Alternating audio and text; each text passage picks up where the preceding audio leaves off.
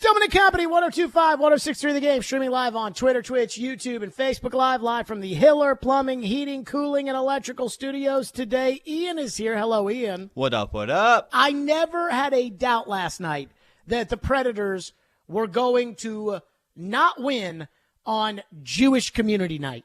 I knew they were going to win on Jewish Community Night. I knew it. It was our night. And I knew it. Not only was it our night, you know what I decided yesterday, Ian? What's that? It was my night. Okay. And I knew that the Predators were going to win on my night. Just like how I knew John Hines was going to win and guaranteed it with Minnesota when the Wild came in here because that was his night, last night, Jewish Community Night, during Hanukkah. That's my night. And I knew that they were going to win, and they did. By the way, I do want to thank the Predators, and I want to thank Sean Henry and the group that put that together, the people with the Predators. I mean, it was a fabulous event last night. We lit the menorah and had a great turnout, and it's really cool. You know, I've always kind of felt like, as far as anti-Semitism is concerned, as a Jewish person, I always felt like if somebody didn't like Jewish people, they probably didn't like everybody else. And if they didn't like everybody else, they probably didn't like Jewish people. So anytime somebody was ist, I'm like, they probably don't like Jewish people. And never in my life have I seen anti-Semitism like it is now. And so to know that, even though, look, I don't think anybody ever accused the Predators or thought the Predators were anti-Semitic or anything like that. The fact that the Predators go out of their way to make sure that they show everybody their support of the Jewish community, incredibly important to me. And I'm incredibly thankful for that and for everybody around the town that does that. All right, let's start on this. Will Levis. So what I love about Will Levis is that my opinion of Will Levis has not changed at all. When we were talking about quarterbacks in the draft, and the Titans were one of the teams that was constantly mentioned as a quarterback-needy team. We knew Carolina was going quarterback. We knew that Houston was going to have to take a quarterback. We knew Indy was going to have to take a quarterback. And then there were all these other teams, right? The Raiders, the Falcons, the Titans, the Buccaneers, the Commanders, where it was like, we don't know. Like, are they going quarterback? Are they not going quarterback? But all of those teams did their work on the quarterbacks. They brought them in. They were at the pro days, everything else. And that was when I started to watch these quarterbacks as potential NFL draft quarterbacks. And a guy in Anthony Richardson, for instance, who I'm like, Florida sucked. When I turned on the games and just watched Richardson, I'm like, oh my God, I love this guy. Oh my God. So it's a different process. I watched Levis. And I told you guys right then and there, I like Levis. And boy, were a lot of you angry about that. About the idea of liking Will Levis. And it was, oh no, Will Levis, he was terrible at Kentucky. And did you watch a Tennessee game and he's awful and you and Mel Kiper Jr. are out there smoking pot? And I'm like, look, Mel's comparing him to Matthew Stafford and Troy Aikman. I'm not doing that. I'm just telling you that I like him. I like him. I talked to Liam Cohen about him, the offensive coordinator at Kentucky. I liked him. When they were on the clock at 11 and we were out doing the draft show, I'm like, I would take Levis here. I didn't think that the entire NFL would pass on him in the first round. But again, I didn't love him. I didn't look at him and say, you know what? That guy right there, like Mel Kiper did, that's the next Troy Aikman right there. I did not feel that way. But I liked him. Thought he was an NFL quarterback. Thought he had a lot of talent. So then they drafted him. Some of you kind of did a 180 from, oh, we hate Will Levis, to, let's see. Some of you continued with, oh, why did we pick Levis? He's going to be a bust. And I get it. Then Levis had his first game, and I think a lot of you kind of turned the tide. The whole time, I've liked Will Levis. Have not changed my opinion at all. And I'm not going to sit here today and tell you that Will Levis, as I said yesterday, he's not a franchise quarterback yet. But Rick Spielman, a former NFL general manager who's on SiriusXM NFL radio and is with CBS Sports and does a podcast called the With the First Pick podcast, Rick Spielman has kind of always been, within reason, an anti-Will Levis guy. In fact, here's a sample. We were playing cuts during the draft process about how much Rick Spielman doesn't like Will Levis. This was Rick Spielman when all the buzz was around Indy at 4 taking Will Levis. Here's what he said. Are you surprised that the Colts could take Will Levis over Anthony Richardson? I'm not surprised whatever happens in this draft. I wouldn't do it. I'm not personally a big fan of Will Levis, but I've been wrong. Everybody's been wrong. So if they have a conviction, take him. If he, you'll know in 3 years whether he was a bust or he was a great pick. I mean, he's telling you, I don't like him. I mean, he might be good. I've been wrong before. Everybody's been wrong before, and that's true. Everybody's been wrong before. Floyd would be the first person to tell you he's been wrong before. But he's telling you, not a fan, wouldn't take him. And the NFL felt the same way, didn't they? Because while Baker Mayfield's doing an okay job, I guess, for Tampa Bay, if you're the Buccaneers and you lose Tom Brady and you think a potential franchise quarterback is on the board, are you really going to draft Kalijah Cansey in the first round? If you're Josh McDaniels, who has since been fired, and you're sitting there with the 7th overall pick, and you've signed Jimmy Garoppolo, but I'm sure even you know Jimmy Garoppolo's not that good, are you really going to just say, let's take the pass rusher? And no, if you think he's a franchise quarterback, you're going to take him. Arthur might be a little different because I think Arthur had a young quarterback that he thought could be a franchise quarterback, which is another problem in and of itself. Hell, even you thought it. You took a guard with the 11th overall pick as opposed to a future franchise quarterback. So has Will Levis changed everybody's mind? Rick Spielman on the same podcast yesterday after his performance in Miami. Yeah, I would say this was a signature win for him, especially in Miami, the way Miami is. Everybody's touting them as to be the, potential number 1 seed in the AFC and letting this game get away from them. So you got to give credit where credit's due. And he may not be the most perfect quarterback yet, but I thought his deep ball accuracy and he's doing a better job with touch on some of these throws that we haven't seen.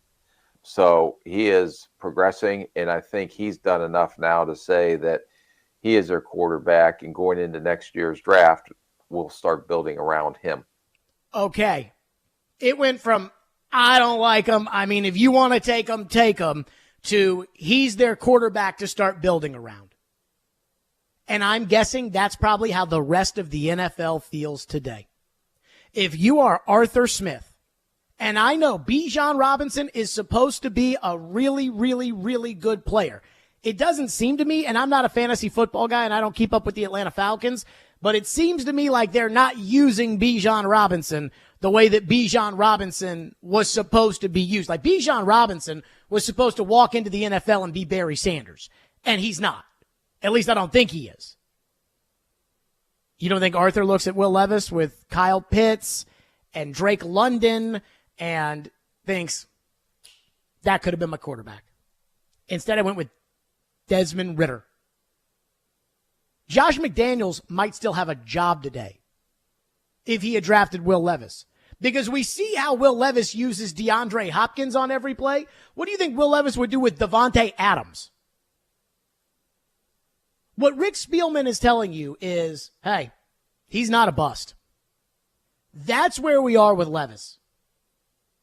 He's not a bust. And I was thinking about this today with Vince Young, because if I asked you, was Vince Young a bust? I don't know what you would say. Was Marcus Mariota a bust? I don't know what you would say. Akili Smith is a bust. Josh Rosen was a bust. Was Kyler Murray a bust? Probably not. I don't particularly like Kyler Murray, but Kyler Murray earned a second contract. Kyler Murray's won some games. Vince Young, 2 Pro Bowls, Rookie of the Year. So there's a level here when it comes to a young quarterback, which is the guy just a total bust? Like 2 years into it, you're like, oh, God, why did we take that pick? Zach Wilson. Or is he a decent enough quarterback who's going to start, and we'll see, and we'll go from there, which is where Levis is right now. He may be a franchise guy. He may not be.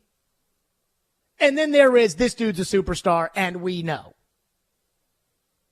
And I can't think of any quarterback who after 1 year, everybody knew was a franchise superstar quarterback. Mahomes' first year as a starter, yes, but that was his second year in the NFL. Manning was 3-13 his first year in Indianapolis. Joe Burrow got hurt his first year in Cincinnati. I don't think, off the top of my head, I can think about all these quarterbacks that won Rookie of the Year, whether it was Kyler or Baker or Vince or RG3. I guess Andrew Luck is probably the first guy that pops into my head that after the first year, everybody knew he was a franchise guy. But everybody knew that. Like Andrew Luck's second year of college, everybody knew that that was what Andrew Luck was going to be. Maybe Cam Newton the year before. And again, those guys were first overall picks. We're talking about a guy that was drafted in the second round.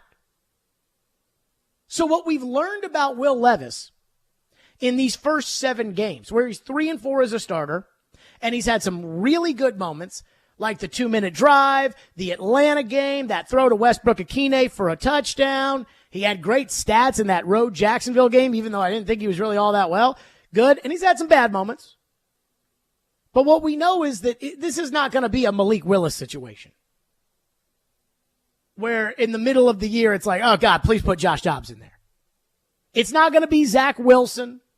It's probably not going to be Mac Jones, though Mac Jones did make the Pro Bowl his rookie year. You should remember that. It's not going to be Trey Lance. He's not a bust. Now, what happens from here on out, I think, is on the Titans. And it's on how they develop them, how they coach them, what they put around them. I absolutely think that is now the next step in the equation. But as far as when we're sitting there and we're talking about prospects and we're saying, should they draft them? Should they not draft them? Would this be a good pick? Would that be a good pick? We now know that Will Levis isn't a bust. And a lot of you thought Will Levis was going to be a bust, and he's not. And I think a lot of you are Titan fans, so even if you thought that, you should be happy today. I told, I've said, I don't know how many times I've said this, but I told somebody yesterday, I said, I want to give Will Levis $300 million, which by the time that he signs, that will probably be what the going rate at quarterback is. Trevor Lawrence will sign. Brock Purdy will sign. I don't know who else will sign. But those guys will sign. Then there's this class, and I assume, one of the Richardson, Stroud, Young, one of them will sign, and then it'll be Levis's turn. And by that point, it really may be $300 million.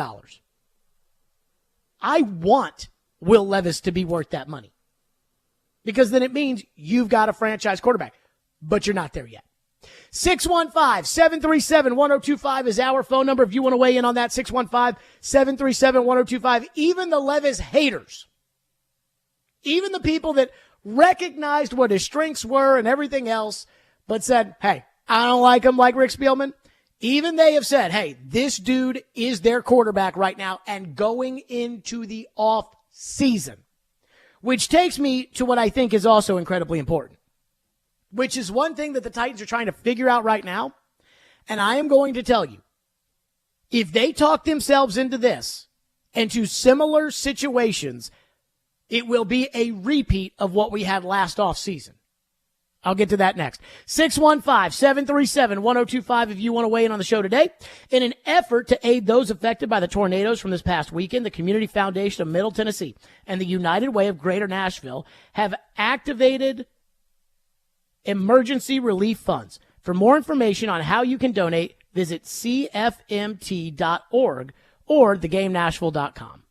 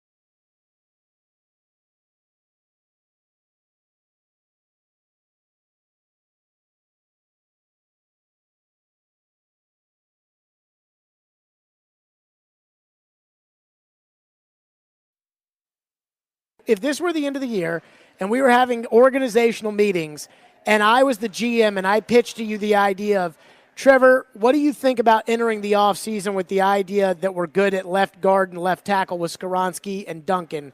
How would you feel about me wanting to commit to Duncan at left tackle? I think you were absolutely out of your mind. And I would invite you to continue your career in the world of finance or possibly construction, because he may grow into that, but until he does, he's not. And right now he is an enormous liability over there. And he's doing his best. He's only a 6th-round pick or something. So it's not like, you throw him in there when 2 other guys get hurt. And then if he's not playing like an all-pro, you're going to rain on him. He's doing his level best.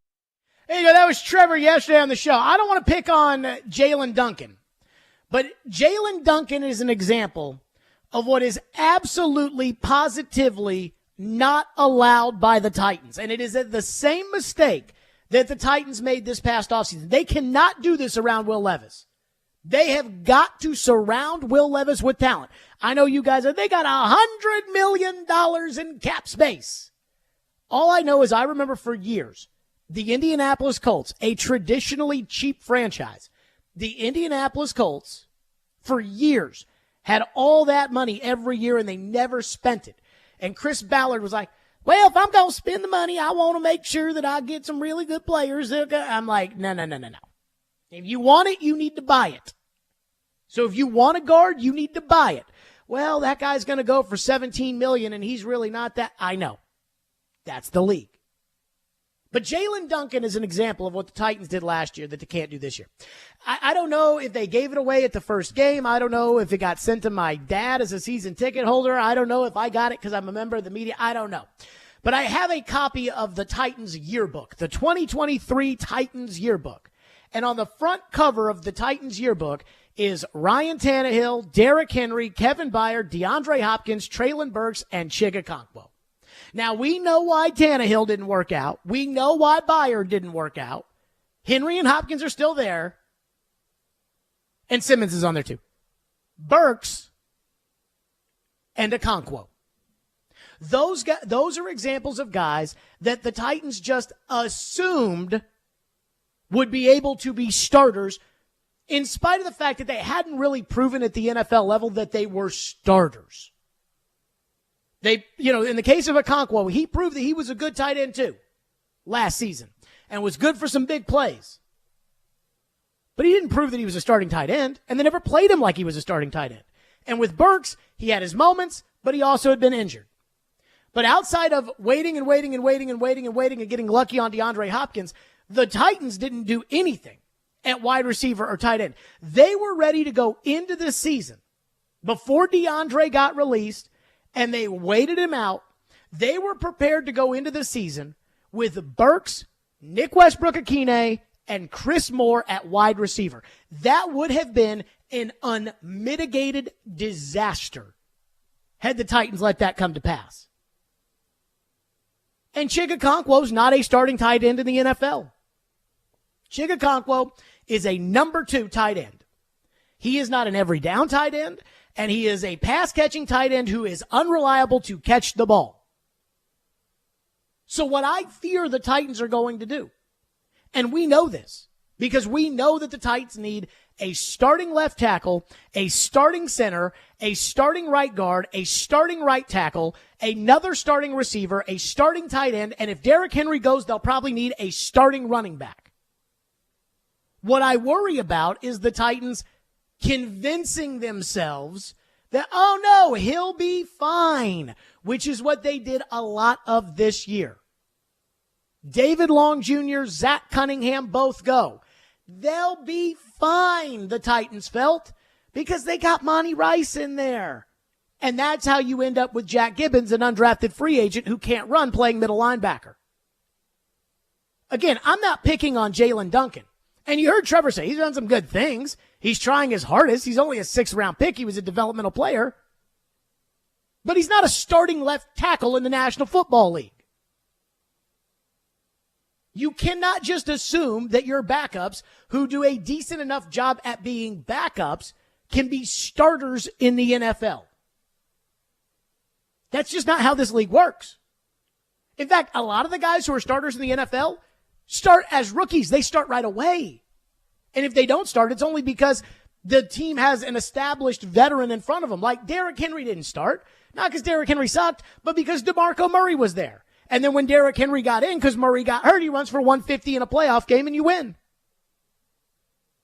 Very rarely are starters in the NFL guys like David Long Jr. that are backups who, because of injury, get put in there and it's like, damn, this guy's pretty good. I mean, even Cortland Finnegan, who was a 7th round draft choice in 2006, started his first game as a rookie as a nickel corner and got a sack and I believe forced a fumble of Chad Pennington against the Jets. So he played right away. So what the Titans cannot do, because there are so many holes on this team, going into this offseason, just off the top of my head, I haven't done the analysis of this, but factoring in guys who will be free agents, the Titans will need, we've already gone over offense, at least they've got quarterback. The Titans will need a starting running back, a starting left tackle, a starting center, a starting right guard, a starting right tackle, one starting receiver, a starting tight end. On defense, they'll need a starting nose tackle because Teair Tart's a free agent. They'll need another starting defensive end because Danico Autry's a free agent. They'll need a starting outside backer. Arden Key, I believe, I think he's got a multi-year deal, but he kind of sucks anyways. They'll need 2 starting inside line. Not sit there if you're the Titans and say, well, we played Trey Avery some and, he did a decent job. Let's see if he can start this year. We played Jalen Duncan some there. Let's see if he can start there. Nicholas Petit-Ferrer started a couple of years ago and he got hurt last year. Let's see if he can start. No. Those guys are not starters. And if you do that, you're going to have the same team that you have this year without Derrick Henry, and you're going to ruin Will Levis. So I'm sorry. Like, no more just hoping that a guy can get better and become a starting player. No. They have to get starting players. Whether that's with draft picks or whether that's with real cash and free agency, they've got to do it. And I am scared to death, knowing the Titans. And I don't know if it's the arrogant Titans that thought Aaron Brewer could start at left guard last year and Dylan Radins could start at right tackle, or I don't know if it's the cheap-ass Titans that thought Aaron Brewer could play for $4.3 million at center as a starter. I don't know what it is. But that can't continue into this year. And Jalen Duncan's a perfect example of that. Jalen Duncan, I don't notice him screwing up that much. I'm not watching the offensive line like that. But they cannot go into Will Levis' second year with him as a left tackle. Because he's not a starting left tackle in the National Football League. And I can see them talking themselves into it because as we've seen with the Titans over the years, what they do is a guy goes out there and he doesn't embarrass himself. And it's like, well, let's see if he can start. And I'm not doing that. Not with Duncan. Not at left tackle or right tackle or left, outside backer or my 2 inside backers. I mean, Jack Gibbons is not starting on this football team next year. I'm scared to death he will, but he's not if I'm running the team. He's not a starting inside backer in the NFL. 615-737-1025 is our phone number if you want to weigh in. Starting Molden at safety next year. No, sir. 615-737-1025. We'll get to some of your phones here on the program today. Plus, there is something that we should be watching for in about 15 minutes. I'll explain what that is. We'll do that next. Stillman and Company, Hiller Plumbing, Heating, Cooling, and Electrical. Those guys, they take great care of my home. They can do the exact same for you. That's right. I love Hiller. Hiller's Cash for the Holidays promotion is back. They're giving away cash for the holidays with select purchases. Hiller wants to make sure every child experiences the joy of Christmas this year, so they're donating $50 in Toys for Tots with every single tankless water heater purchase. And they're giving away a $250 Visa gift card with each unit generator. All of these purchases have great financing options with low monthly payments. That's right. You know I love Hiller Plumbing, Heating, Cooling, and Electrical. They've been taking care of my home for forever. I'm telling you, just open up the phone. If you got an issue at your house, open up the phone, Go online, happyhiller.com, schedule it that way. It takes about 3 minutes. You get a text message immediately telling you when your appointment is. It's great. They're proud supporters of the Preds, the Vols, and Vandy as well. Hiller, call the Happy Face Truck today.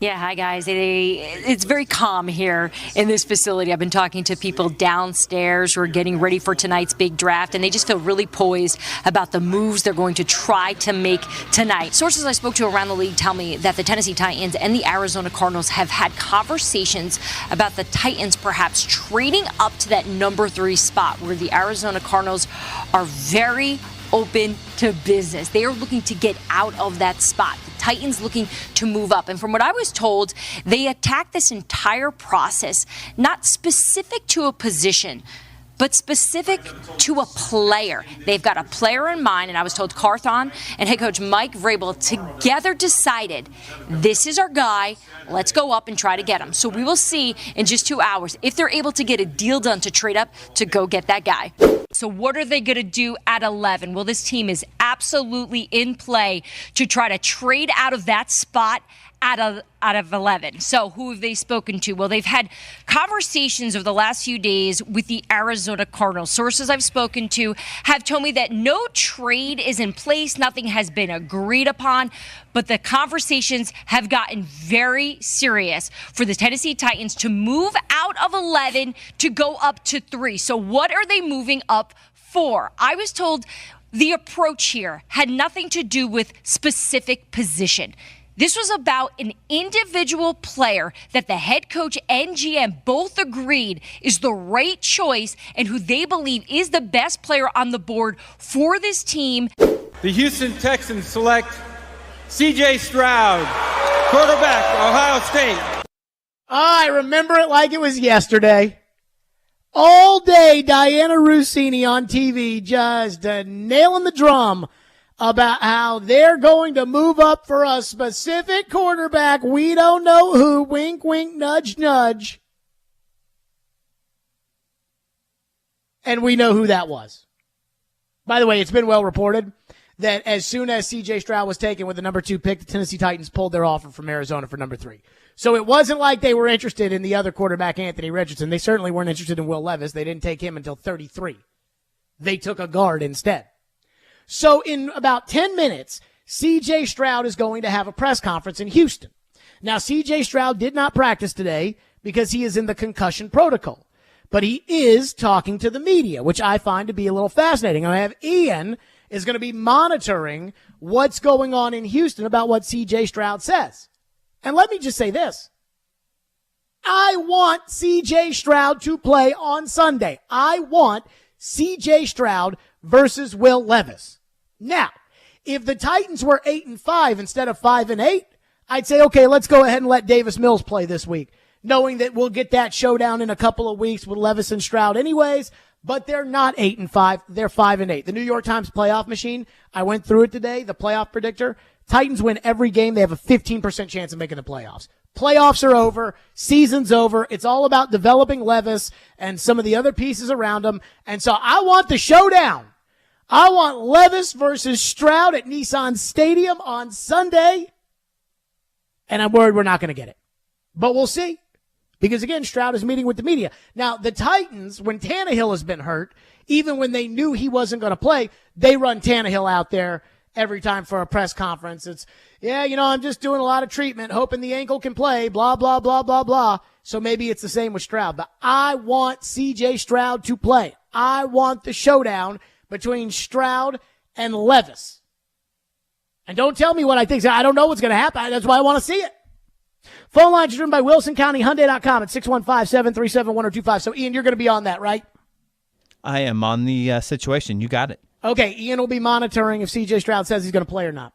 Texter into the text line. Andrew says, in reference to the Titans trying to plug backups in, I am genuinely impressed with how reliable Nick Westbrook-Akine and Chris Moore are. If they can find a true number 1 receiver and a real tight end, I'm cool with the receivers next year, especially with Tajay Spears catching the ball out of the backfield.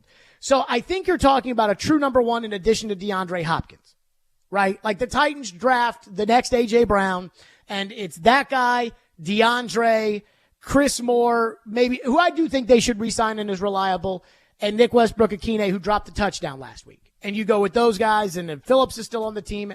Yeah, sure, that's fine. But if you're going to try to go in the season with Chris Moore starting, no, sir. That is not an option.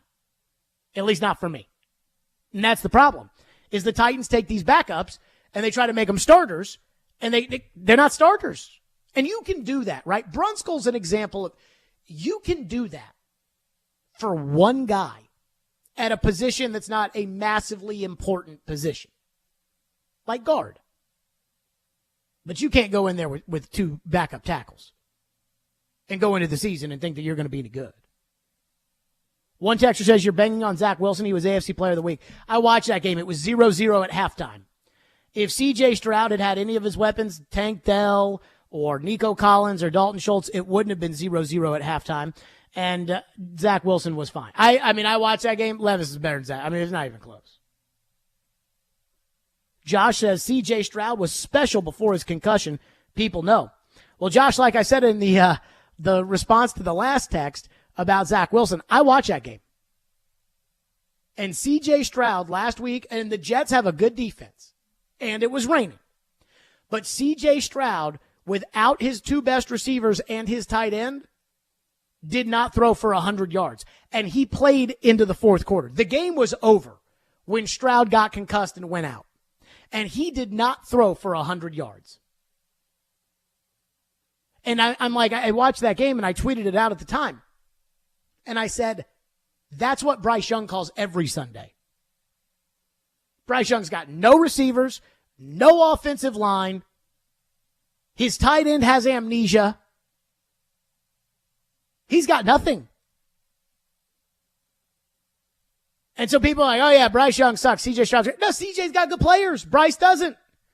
And Levis is kind of in between, right? Levis has Hopkins. Levis has Henry. But he doesn't have much of an offensive line. He doesn't have much outside of those two. And, I mean, Spears is doing fine. But one texter into the text line when I was talking about these players that the Titans are acquiring or whatever, are going to have to acquire all these spots where, again, you can't just plug in a backup and say, okay, well, now we've lost our starter in free agency. Like Ben Jones is an example of this, right? Ben Jones is released in the offseason. He is a starting center in the NFL and clearly a very good one. He's released in the offseason, which is fine. And they replace him by giving Aaron Brewer a backup starter money. Not going to work.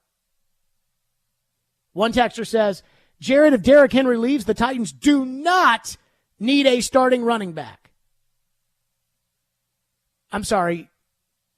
Has Tajay Spears in any game, in the Indianapolis game, Ian, did he run for 100 yards? No. So in any I don't game think so. this I don't year, think he's hit 100 yards yet in any game now. In any game this year, has Tajay Spears run for 100 yards? No, I don't think so.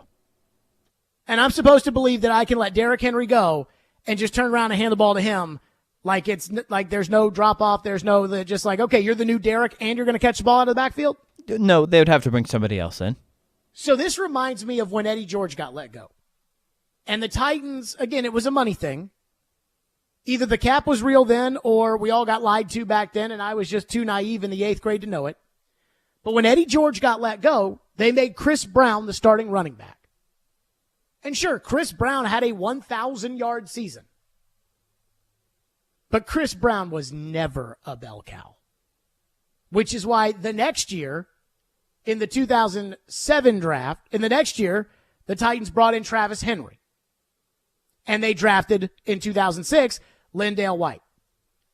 Then in 2007, they drafted Chris Henry. Then in 2008, they drafted Chris Johnson and all was good. That is a starting running back. Derrick Henry is a starting running back. DeMarco Murray is a starting running back. Tajay Spears, in my opinion, is not ready to be a full-time starting running back. Tajay had a great game catching the ball out of the backfield, which right now is his role. But that doesn't mean I'm going to assume that I can bell cow him and give him the ball 30 times a game, because I don't think I can do that. So I would get a starting running back, and then if Spears plays so well that starting running back is just accumulating dust on the bench, then you know.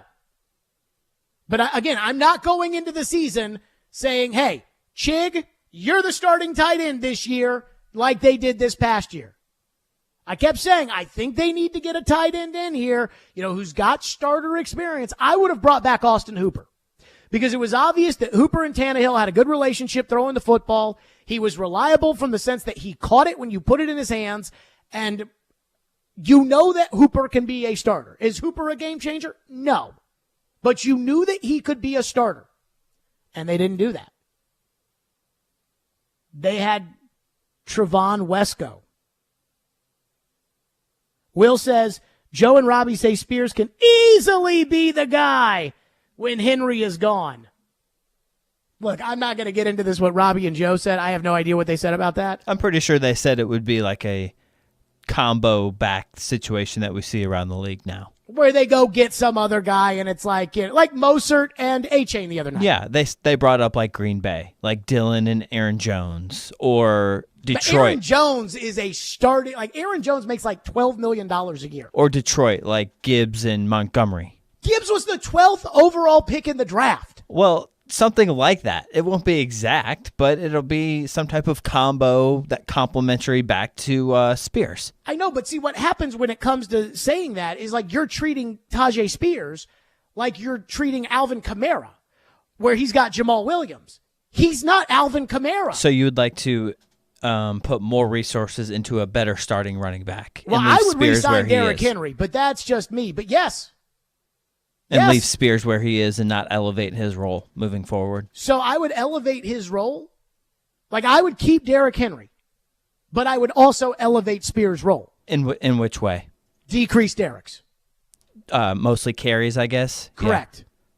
And look, Okay. if I've got Derrick and Spears proves that he can be an every down back, which I'm not ruling out, but if Spears does that, then good. It's like Chig, right? If you had brought in a starting caliber tight end who was probably, free agency had hit, they weren't in the first wave, kind of like what the Texans did with Dalton Schultz, and Chig played great, then fine. That backup tight end is sitting on the bench, and you've got two good tight ends, and then if something happens to Chig, he can go in. But if Chig doesn't work out, you've got the insurance policy.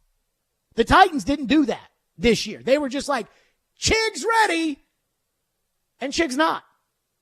And Chig probably never will be. But there's a way to figure it out and to elevate a young guy without just giving him the position with no alternative in sight. Chris Sanders will join us coming up next here on the program, former Titans receiver. He finally picked the Titans to lose a game, and then they won. His reaction, we'll do that next. Stillman and Company, 102.5, 106 for the game.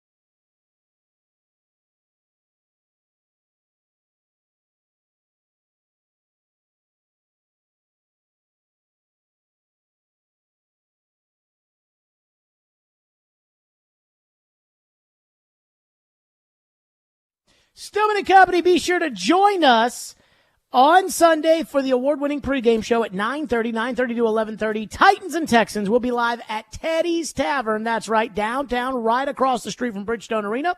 As the Titans get set to take on the Texans, the award-winning pregame show is presented by Parman Tractor and Equipment and Beast Unleashed.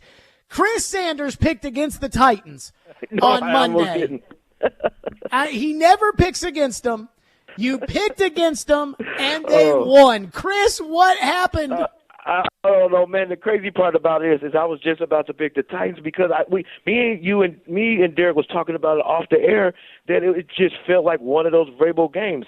And just kind of look at it, Mike Vrabel in the past when all the odds are against him, offensive line, quarterback, all those things. This is what Mike Vrabel is all about, man. He just does the unexpected. I never thought in a million years that they were going to go to Miami and beat Miami. What did Will Levis's comeback tell you? Put yourself in the shoes as a Titan player on that team. Will Levis leads the comeback. You win the game. What's that tell you? You know, everybody always talk about this it factor, and I heard you say it on the radio yesterday. He does have that it factor. But here's what I love about this cat is he's mentally tough. I mean, I know everybody thinks it's a show and he's swelling up and showing his muscle, but I watch his demeanor, I watch his body language, and this dude is zoned in everything. And I'm going to tell you how mentally tough this cat is. If you look at last week when they played the in and out of his coach, he played bad, and everybody was talking about how terrible he looked, and then he comes against the Miami Dolphins, and on one of the series he throws a pick six, and they score. And to come back after all the adversity, all the stuff they've been saying about you all week, and to figure out a way to win the football game, that's what you talk about, have a cat that has that it factor. I'm not crowning him yet, but he has a little stankness in him. I think, too, the other thing with Levis is I had a, when I was in college, Teddy Bridgewater took over at Louisville, and that was when they got good. And one of the players on the team that was a senior when Bridgewater was a freshman, this was a linebacker named Dexter Heyman. Dexter and I, good buds. And Dexter told me that when Teddy Bridgewater went in there, and he was a raw, true freshman, when he went in there as a defensive player, they looked at each other and said, we can win with this guy. And I wonder if they're in the NFL at that position, if there is a sentiment amongst players. You had that, Steve McNair came up the same time you did. Is there a moment, and could that have been on Monday night, where you guys as players look at each other and say, hey, we can win with this dude? Yeah, 1,000%, and I'm going to give you the perfect game. We were playing the Pittsburgh Steelers, and this is when Steve McNair hurt his sternum, and, everybody thought that, Steve McNair was done, and, he was even contemplating, even retirement. And I remember when Neil O'Donnell got hit in the mouth and he didn't even know where he was, and Steve McNair trots on the field. He gets in there. It's 3rd and 13. He dropped. No, actually it was 4th down. He drops back and he throws me a 15-yard pass. And we get a first down, and then on the next play he throws it to Aaron Kenny. Watch Steve McNair's body language when he runs with the football into the tunnel. Basically, that was a moment to say, number one, I can do this, and that's when everybody believed that, man, this cat is going to be special. Do you feel like even as a rookie, Levis had that moment? I don't want to crown him yet because I still want to see some consistency, but this kid brings an energy. He brings a fight, a toughness. And here's what we talk about. We always talk about, what's the character of a great quarterback. The great characteristic of a quarterback is he's a leader and he makes everybody around him better. And I'm not just talking about offense. Look at the energy. Look at his attitude, what he brings, not just to the offense, but also the defense brings energy. So when he's flowing, when he has an attitude, when he's clicking on all cylinders, that's when the offense clicks on all cylinders, and that's when the defense. Why? Because of this cat's leadership. Chris Sanders is with us. What did you make of the defensive performance on Monday, and does it really count because Tyreek Hill got hurt? I thought the defense played well, and I like the cat that really stood out. Everybody knows about Landry. He had 3 sacks. And the one thing I love about this defense, I know the secondary, made a couple of plays, but the front up front. They had Tua looking like he's never, ever played football before. I mean, they were blitzing. They were doing the twist. They were doing the dog blitz, all those stuff, and they were consistently around the ball. But here's what's so impressive about what they did the other day is every time somebody had the ball, they tackled with expertise. There was 8 and 9 hats to the ball. Bunton, the defensive corner, he was consistently coming up making plays. They were flying around. They had energy. They had enthusiasm, and that's what I love about that defense on Monday. You brought up Tua. I know that this isn't Miami Talk Radio, but I am so sour on him. I think that he is a product of Tyreek.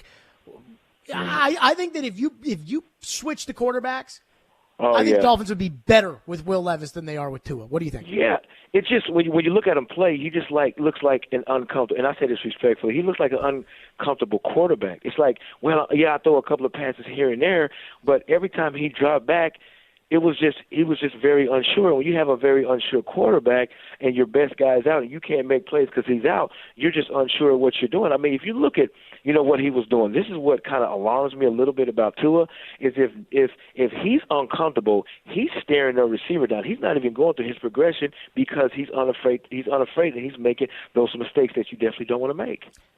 Chris, what do you think of the showdown on Sunday? By the way, Ian has been monitoring C.J. Stroud at the podium. Ian, has C.J. approached the podium yet?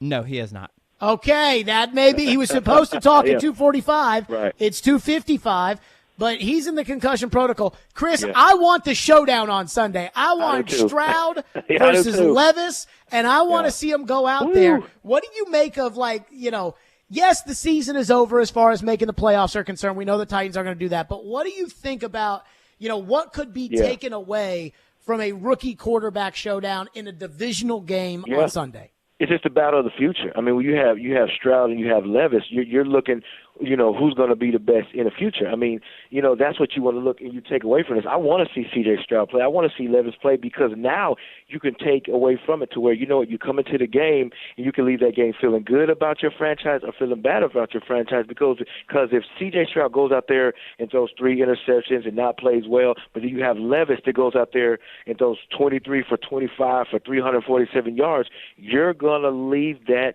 stadium feeling good about the pick that Mike Vrabel and Rand Carthon made. That's what you would take away from it. Okay, now that we know, though, that Will Levis is the quarterback of the immediate future. I'm not going to say he's 5 years from now going to be the quarterback. I have no idea. But he's the quarterback of the immediate future, meaning that when you go into the offseason, Levis is the guy.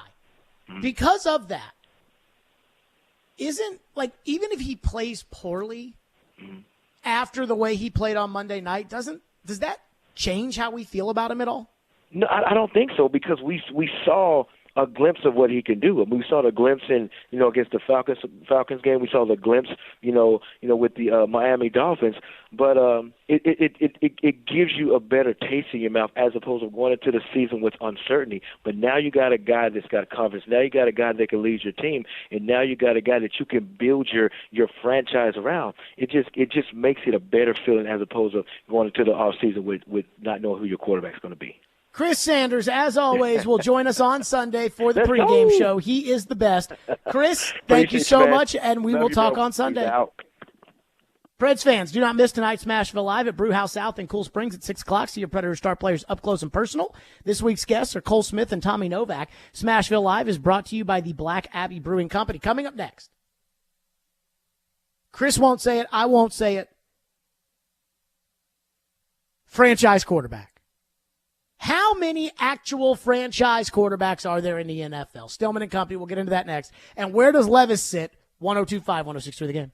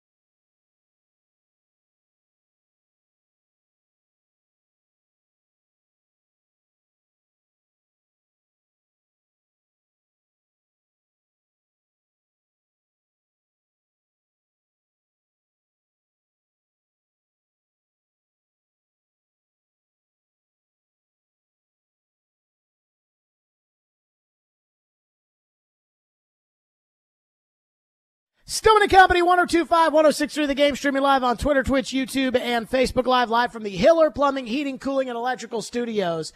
So the term franchise quarterback gets used a lot.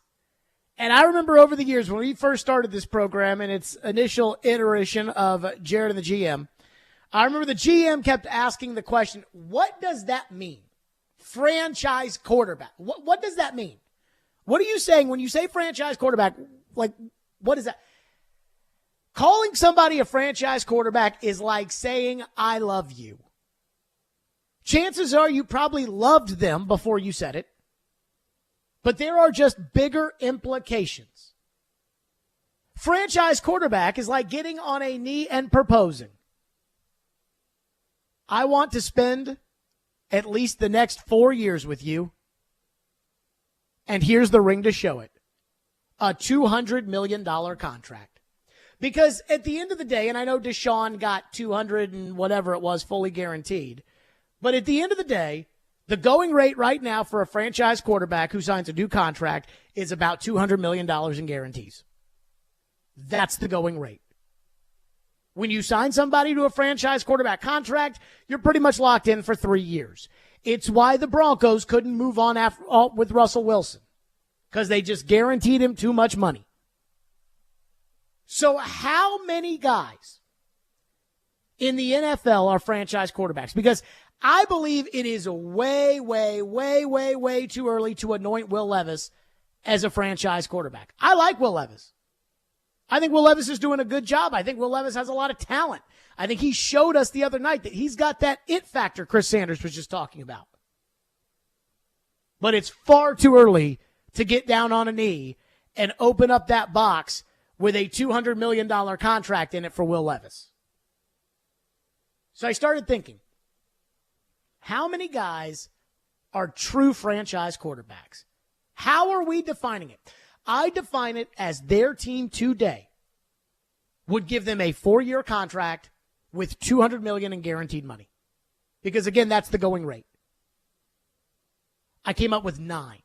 So this doesn't include Russell Wilson. This doesn't include Deshaun. This doesn't include guys like that who have franchise quarterback contracts, but whose teams probably regret it. And in the case of Deshaun, probably regret it significantly.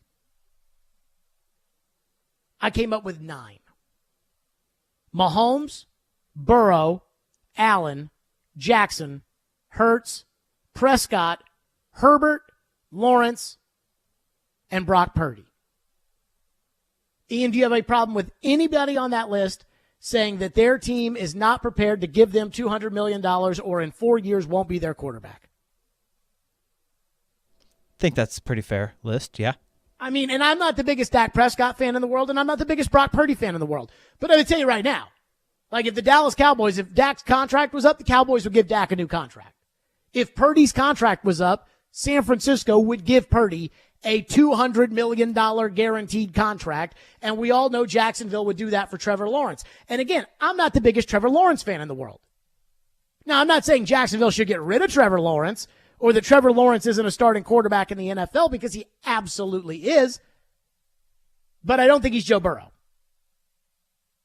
So again, 9. Mahomes, Burrow, Allen, Jackson, Hurts, Allen Jackson. Mahomes, Burrow, Allen Jackson, Hurts, Prescott, Herbert, Lawrence, Purdy.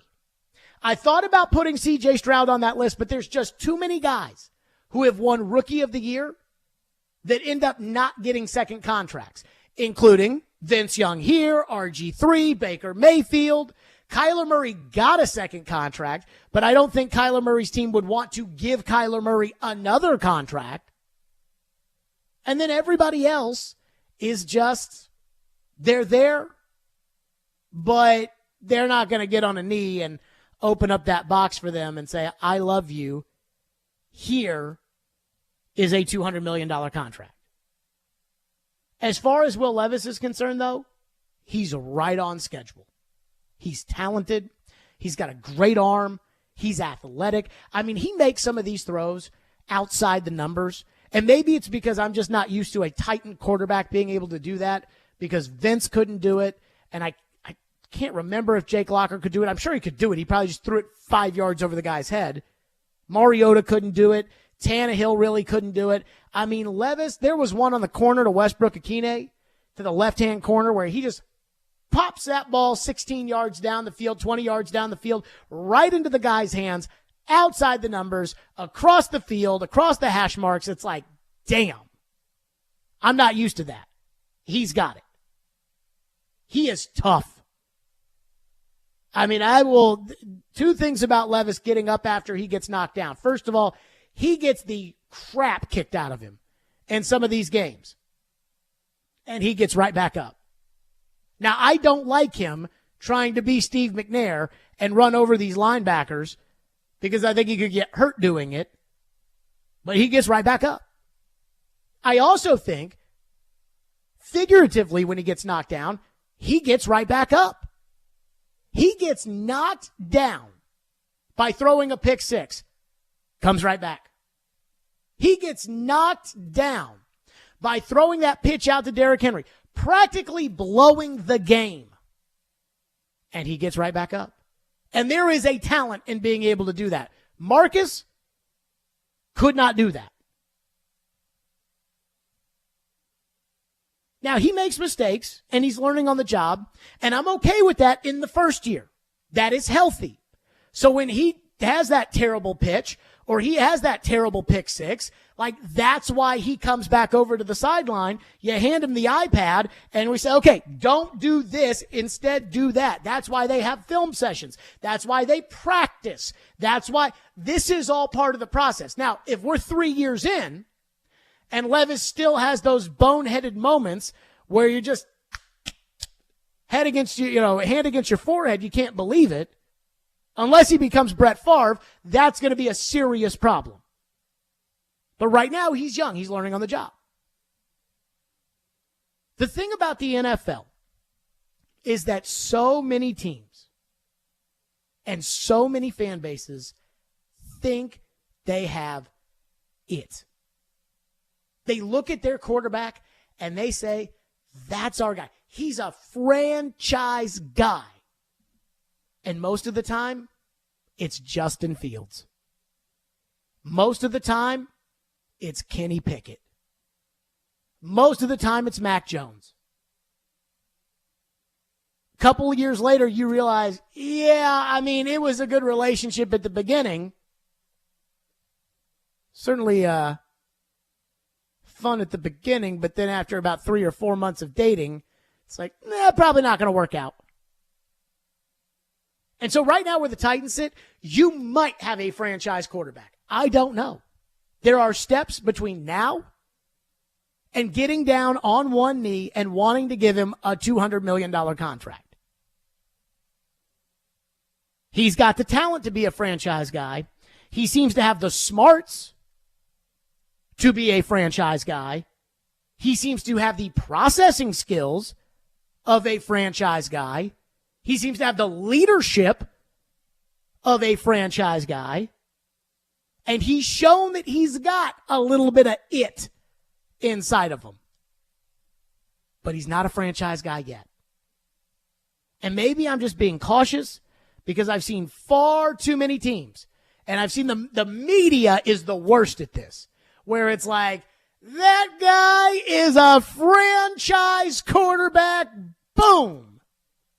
Like Baker Mayfield after his first year. And I know it is a long process before we know. But right now, where the Titans sit with Will Levis and what has been a miserable season and an even worse calendar year for this franchise, it is exciting to know that, hey, they're right on schedule with what could potentially be a franchise quarterback. Now, they have to do their part in helping Will Levis, but they're kind of right on schedule. And it's exciting. 615-737-1025 is the phone number, 615-737-1025 if you want to weigh in here on the program. So we talked earlier about Rick Spielman, the former Vikings general manager who now works for CBS and Sirius, and he was not a Levis guy going into the draft. But he got asked, about wide receiver or tackle for the Titans. We will get to that later this hour, and, of course, your phones. 615-737-1025 on Stillman and Company. Hey, 1025 and 1063 The Game. We've teamed up with Mookie Betts AIM Foundation to help underprivileged members of our community. You can email bids in now at enteryourbids@gmail.com for either the family package, which includes some Mookie Betts t-shirts, hats, miniature Dodger baseball bats, Mookie Betts autographed baseballs, or the game day package, which includes a $500 Southwest gift card, a Mookie Betts jersey, a Dodger/Dad Gang hat, and 2 tickets to a Dodgers game in Los Angeles and a photo op with Mookie Betts. Email bids in now at enteryourbids@gmail.com. And let me say this. We are going to be at some Mookie Betts charity event on Friday. Do I bring it up when Mookie comes on the show, Ian? You might have to, yeah. Do I say, hey man, you owe me 2 tickets to a game from 2020 when the season got what? The best part is maybe not start it like that, but you know. Well, so I have the 2 tickets. In fact, they've just been kind of in this pile of crap on my desk, which has been there honestly as long as I've moved into this house, because Mookie had been traded to the Dodgers when I moved in. But what's hilarious is it says like 2 tickets to a Boston Red Sox game. And obviously Mookie got traded and then the world shut down. 615-737-1025 Stillman and Company, 1025-1063 The Game.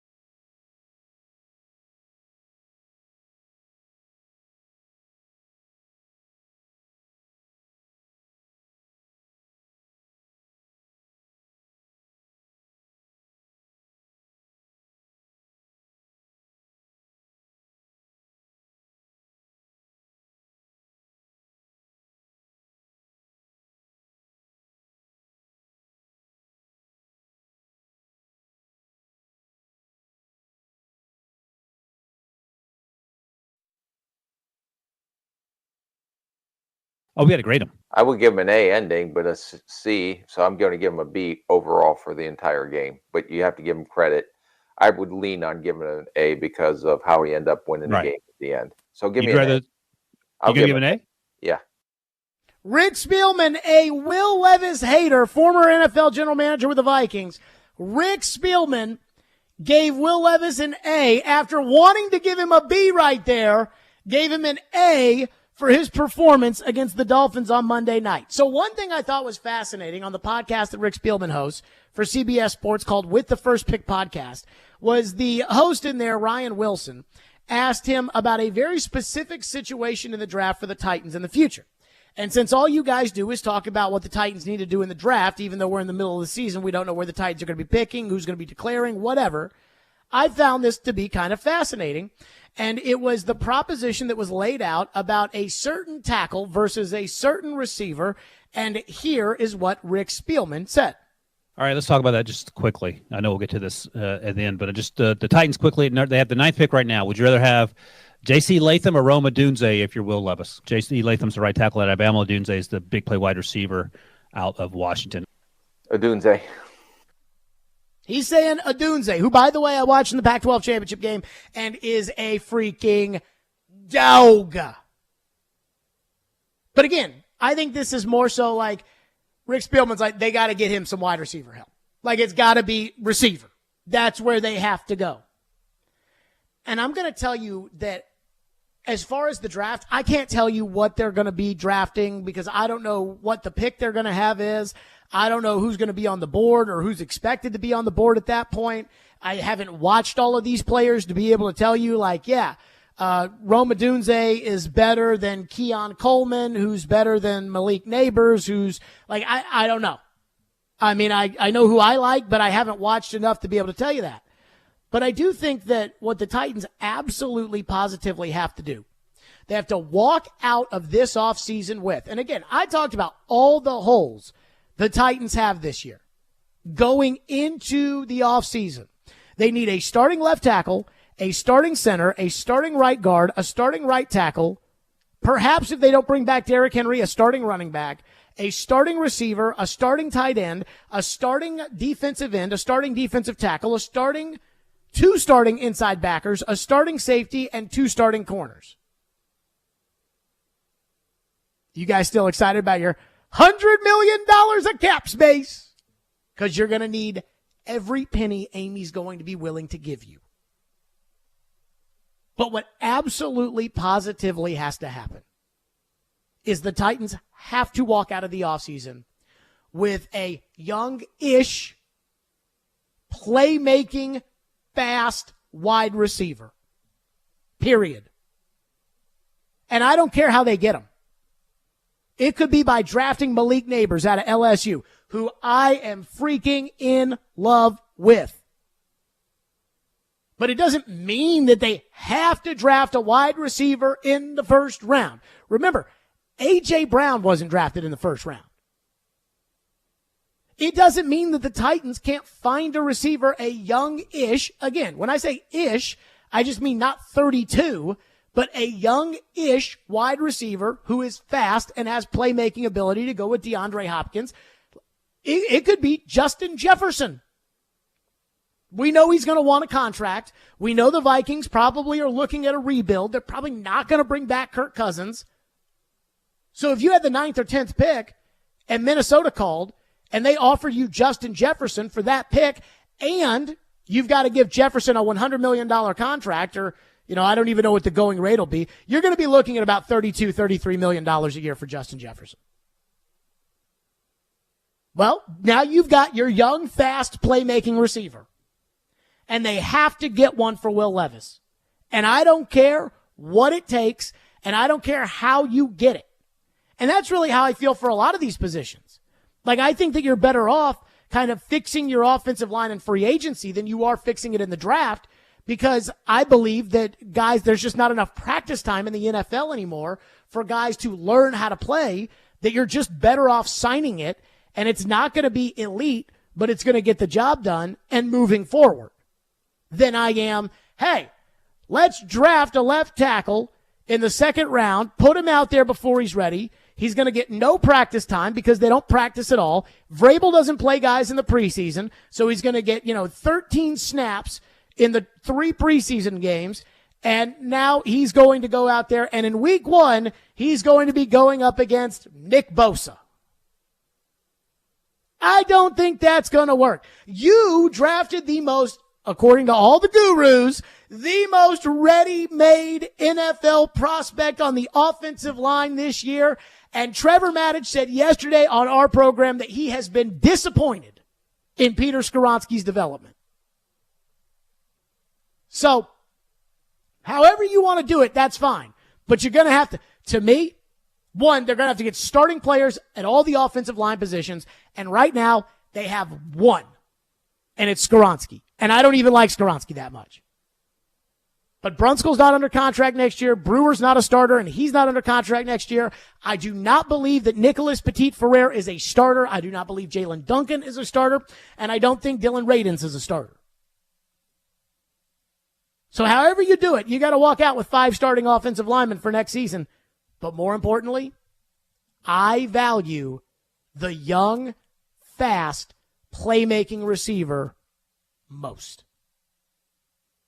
Will Levis's arm is too good. And Tyreek Hill's the perfect example of this. The Dolphins have one of the highest paid left tackles in the NFL in Teron Armstead. The problem is Teron Armstead, I don't think, is ever healthy. I think I remember when he left New Orleans, he signed with the Dolphins. There was like a report that he's got a hole in his arm. I don't know like how you get a hole in your arm, but apparently he's got a hole in his arm. He's never healthy. Doesn't matter. They've got Kendall Lamb playing left tackle. We know Kendall Lamb stinks, but it doesn't matter. Tyreek gets hurt, all of a sudden they turn into the trash can Dolphins. Young, fast, playmaking receiver. That is the number one thing to go with Will Levis, and I want to see Will Levis get one of those guys where he can really let it fly, where he can air it out. What the Titans can't do is sign some guy who's fast but isn't good, or draft somebody in the 4th round and say, there's your guy. Because that's not going to work. If you really want something in life, you have to pay for it. And the Titans are going to have to pay, whether it's high draft picks, whether it's big money, whether it's high draft picks and big money, the Titans are going to have to pay for a young, fast, playmaking receiver for Will Levis. 615-737-1025 is our phone number. We'll get to your phones. 615-737-1025 here on our program if you want to weigh in here on Stillman and Company. And then there's another thing that people are trying to make happen that I've given up on. We'll get to that coming up next. Here on Stillman and Company, make your silly underdog picks for your chance to win weekly prizes. You can play at theGameNashville.com or the 102.5 The Game app. And Silly Underdog Picks is presented by Volunteer Hose and Gasket.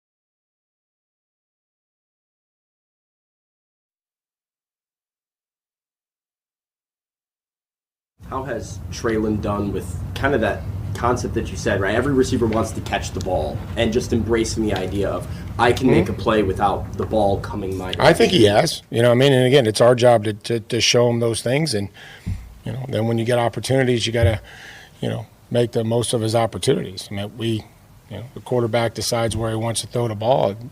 You know, threw a slant to Hop. I wish he'd have come over here and thrown it to the other side. And that's, you know, kind of how it goes. But, you know, all in all, just we have to be more efficient, have less self-inflicted wounds.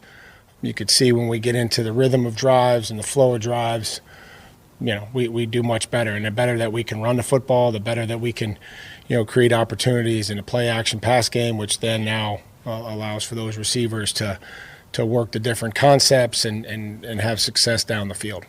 There you go. That was Vrabel today talking about Treylon Burks. So I heard this yesterday at the end of the midday show before we came on.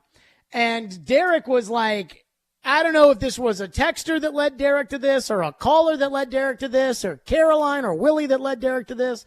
But he was just on the soapbox about how Treylon Burks doesn't get any respect and about how people don't know what they're talking about when they say Treylon Burks sucks. And then I saw there was a video on Twitter of all the routes that Treylon Burks ran the other day and about how Burks was open on this one or they weren't even looking for Burks on that one. And so I'm just going to say what I think about Treylon Burks, and you can think differently, and it sounds like Vrabel thinks differently, and it sounds like Derek thinks differently, and you guys can think whatever you want about Burks. I'm done expecting Treylon Burks to do anything. Now, that doesn't mean that I'd bench him. That doesn't mean that I'd cut him. That doesn't mean that I don't recognize that he's got a lot of talent. That doesn't mean that, again, what I'm talking about when it comes to Will Levis, what I think the Titans absolutely have to prioritize getting him in the offseason, a young, talented, fast, playmaking receiver. Burks is all of those things. But I just can't count on him. I can't count on him to catch the ball because he didn't catch the ball early this season. Had a massive drop against New Orleans. Had 2 drops that were huge against Cleveland. And I can't count on him to stay healthy. And we've talked about this a lot, that it's not fair that Burks got decapitated last year on a dirty hit against the Philadelphia Eagles. It's not fair that Treylon Burks was going around to all these different spots to meet with teams and work out and everything else because Burks was the kind of guy who could go with the 9th pick or the 29th pick in last year's draft.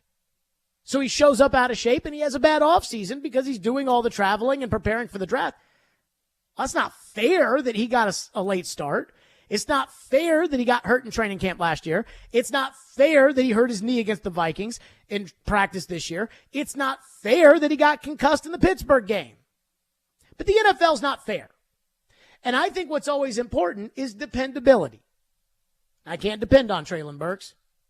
I don't know if Treylon Burks is going to be healthy.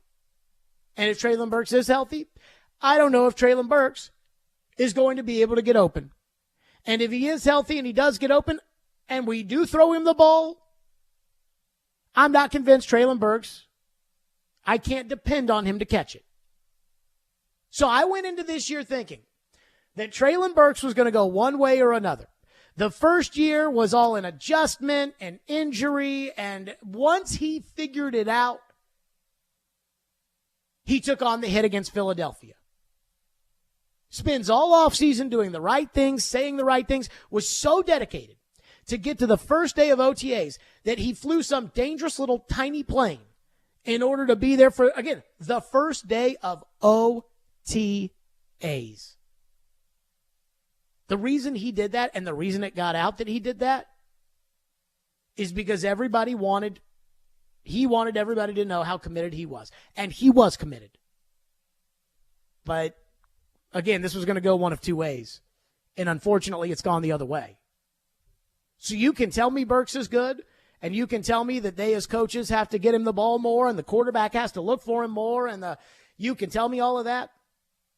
Cream rises to the top in the NFL. It always has. Derek's the perfect example of that, too.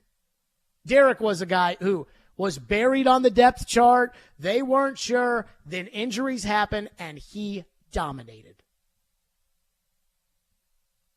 So when does Burks plan on doing that? And maybe he does. Maybe Burks does come along and breaks out and has a great season and becomes a reliable receiver that people can. But like I said, I'm not counting on it. And I don't think the Titans should either. 615-737-1025. Our phone lines are driven by WilsonCountyHyundai.com. 615-737-1025. Taylor says, why did Levis fall in the draft to begin with? This kid literally has the entire package. It couldn't have been, Jared, just that he puts mayo in his coffee. LOL, says Taylor. Here's why Will Levis fell in the draft. I think it's two things. Number one, I think, and this is probably the most important, he had a season at Kentucky that was probably below the expectations of what he was supposed to have. Now, for some people, we just ignore it. I don't understand it. Caleb Williams had a season this year at USC that was beneath what we were expecting, and I don't hear anybody talk about that as far as his draft is concerned. I don't even know how many games North Carolina won this year. Couldn't have been that many. And I don't hear anybody talking about that when it comes to Drake May. But it is a factor as far as Levis is concerned. In fact, I asked Mark Stoops when they were in town for SEC Media Days about people that used Will Levis's senior season against him. And he told me he took it personally. That Mark Stoops took that personally. Why? Because Stoops probably knows Will gave us everything he had. We gave him a bad offensive line. We gave him bad receivers. And we gave him Rich Scangarello as his offensive coordinator, which was terrible, and we fired him after 1 year. So he's like, I did that to Will Levis. I think the second reason is Will Levis has, at times, an off-putting personality. I mean, even the other day when they won the game and Levis is on the sidelines going crazy. Kirk Cousins is on the Manning cast and he's like, I think Will's getting a little too excited over here. Like, it's 1:49 to go. You may have to go back in the game, buddy. It's like, dude, just kind of chill out, man. It'll be okay. And none of those things are felonies, right? Like, it's not taking pictures of himself before the draft and, some of the things that, he said that maybe made teams mad. There was one report, I don't know who reported it, Caroline said it, that one team apparently, Levis went into a meeting with a team and that they grabbed that he grabbed a bag of chips inside the meeting room without asking. And it was like one team was entitled. And I just think there were probably a little of those things that rubbed teams the wrong way. That's why I think he fell in the draft. I mean, there's a documentary out. It's a 30 for 30 called From Elway to Marino. It's about the 1983 draft. And we all know that John Elway was the hand-picked, surefire, number one overall choice. And then there was the drama with Elway and the Colts and everything else that led to him being traded to Denver. Then there was Marino. And all the players that were picked in that first round and all the reasons that those teams ended up not picking Marino. The Raiders drafted a guy named Don Mosbach, who I think was an offensive lineman or a tight end, and they won the Super Bowl. And Elliott Wolf, who was part of that group in personnel, says, that's the worst pick we ever made. I call him Dan Mosbach because we should have drafted Dan Marino. And the excuse from the Raiders is that if Al Davis hadn't been getting into it with Pete Rozelle, the commissioner at the time, then he would have drafted Dan Marino. And all these other teams had excuses of why the Steelers didn't draft Dan Marino when he went to the University of Pittsburgh. And how he ended up with the second to last pick in the first round that year. And I said when Levis was drafted, I said, this could be a Dan Marino situation. And I said that and people were like, Dan Marino? Dan Marino is one of the greatest players in the history of the NFL. What are you talking about? Right. And in April of 1983, all these other teams thought that Ken O'Brien was better, or that Todd Blackledge was better, or that Tony Eason was better. It happens. Drew Brees was the 32nd pick, the first pick of the second round, because this was prior to the Texans, in the 2001 draft. Now, we know why Brees fell. He was short. But, falling in the draft it happens. Aaron Rodgers fell in the draft. And so, a lot of times guys fall in the draft like Malik did the year before because they're not very good. I think when it comes to Levis, there are reasons why. And now that we see him play, I think there's probably some teams like Atlanta or Tampa Bay that are kicking themselves saying, we should have picked him. That was probably a mistake. Texter said, was Levis's question to the Mannings about endorsements before or after the draft when Peyton was like, whoa, now easy there? Peyton didn't say that. What Peyton said was, well, you need to make football first, and then everything else will take care of itself. And it was before the draft. It was at the Manning Passing Academy the year before Levis's last season at Kentucky. It's like Matt Jones said when they drafted him. We brought Matt Jones, Kentucky Sports Radio. We brought him on the program. And I was asking about Levis, and he was like, Jared, you're going to like Will Levis. Okay, I'm just going to tell you right now. You're going to like him. The thing is that he's 90% great quarterback, 10% cringe. So every now and then he'll do something that makes you cringe. And I think that Levis is going through that and learning through that. It's like against the Colts when Levis went crazy on the sidelines with DeAndre Hopkins. And I'm like, don't do that. Do not do that. And I know some of you guys, oh no, it's good to see him fired up. It's good, yeah. And even though Matt Ryan's saying don't do that, and I'm saying don't do that, you guys are, I love my quarterback fired up. You love what your quarterback does all the time as long as it's not lose games. And then once you don't like your quarterback anymore, you'll hate everything that he does. But then he comes out and says, yeah, I wish I hadn't have done that. I wish I didn't do that. She said Wednesday of last week. So those cringe moments are probably going to happen, and then he learns from it. He moves on. That's the whole point of learning. 615-737-1025 is our phone number. So we have been monitoring the situation. And I'm a little worried. We'll get to that next. Stillman and Company, 1025, 1063 The Game.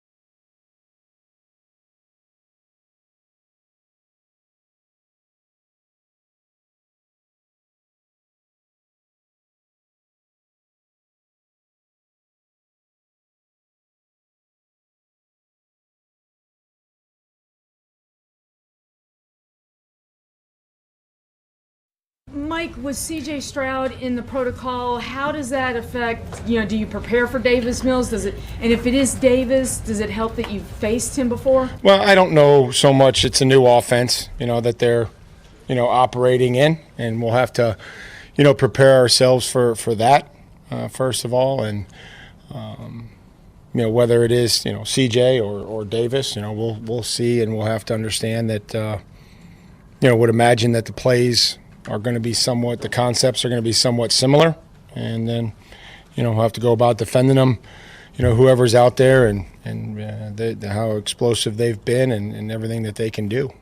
Hey, that was Vrabel talking about the Texans quarterback situation. Ian, you've had many jobs today, but one specific job today was what? I'm monitoring the CJ Stroud presser situation. So earlier today, TD sent me the Texans media schedule, which had a CJ Stroud press conference scheduled for 2:45 today. And I thought, and I was talking to TD earlier today, and he was like, hey, he's got a press conference. And we were talking, and I was like, yeah, but sometimes the Titans run Tannehill out there when Tannehill isn't going to play with an injury, like just because they want to just, oh, yeah, Tannehill, he might play, he might not, who knows. Ian, at 2:45, you were monitoring the Texans. What happened? Nothing. No Crickets. press conference. Nothing from C.J. Stroud. Which means Just C.J. D'Amico Stroud. Ryans like 2 hours ago. Did D'Amico rule out C.J.? Not that I've seen or heard, no. So C.J. Stroud is in the concussion protocol. C.J. Stroud did not do the press conference, and I'm bummed. I saw John McClain said earlier today, apparently, that Stroud's not going to play. I am so bummed. I want to see the showdown. He's talking about how good they feel about all three guys. So, that might lead to tell you something. You think Vrabel knows? Well, probably not. I mean, you never know with the protocol. The protocol is very, tricky as far as how you pass. Well, I guess I shouldn't say it's tricky, but it's hard to know, how they're progressing. I want to see C.J. Stroud on Sunday, and I am not going to get to see C.J. Stroud on Sunday. I might not go to the game Sunday. I probably will, but I might not. Are you that down about it, huh? Oh, I'm down. Well, think about it like this, right? The Titans have no chance to go to the playoffs. If somebody starts talking to you about how the Titans could go to the playoffs, they're probably lying to you. It is almost impossible. I went on the New York Times playoff predictor today, and I clicked every single game in favor of the Titans. And if that's the case, right now the Titans have a 1% chance, according to the New York Times playoff predictor, of making it to the playoffs. So then I went and I clicked, what would the percentage be if the Titans win every single one of their games the rest of the way? 15%. Now, 15% is not nothing, but it's definitely not worth, with 4 games left on the schedule, it is absolutely not worth me thinking, you know what? This team could do it. And not only could this team do it, but then they'd have to have 13 other things go their way. I mean, it could happen, but it's not going to. Sorry to be the one to put the coal in your stocking on that. So if there's nothing to play for this season except for watching the development of the young quarterback, I want to see him play the other young quarterback. I want to see him play. And look, I get it. He's got a concussion. There's nothing we can do about it. But, I want to see him play the other young quarterback that we all know the Titans wanted over Will Levis. The Titans wanted Will Levis. Will Levis knows that the Titans settled for him. Will Levis knows that the Titans did not love him at the beginning of this. Will Levis knows, like the rest of us, because somebody over there told everything to Diana, that they loved C.J. Stroud. Just like TD knew at the Combine that they liked C.J. Stroud. Just like the Indianapolis Colts reportedly knew they didn't need to trade up to number 3 with Arizona because Indy knew they didn't love Will Levis or Anthony Richardson, or I guess it was Richardson they really wanted. They knew the Titans wanted Stroud. So everybody knows. The Titans wanted Stroud. The Titans didn't get Stroud. Stroud's had a great rookie season. and they're settling with Levis. I want to see him play. I want to see the duel. And it just sucks we're not going to get it, which I am bummed about. Wes in Clarksville says, it is possible, Jared. The Jags had no chance last year, and you see what happened. Okay. It's not going to happen. Brandon says, Stroud will be there for 15 years. We'll see plenty of C.J. Stroud. That's fine. But this is right now. So I want to see right now. We'll see the showdown in, 2 weeks? Don't they play Houston this week, Seattle on Christmas Eve, and then the next week they go to Houston? I think that's right. So we'll see that. But I'm not going to Houston to watch that game. I would go to Nissan Stadium to watch that game.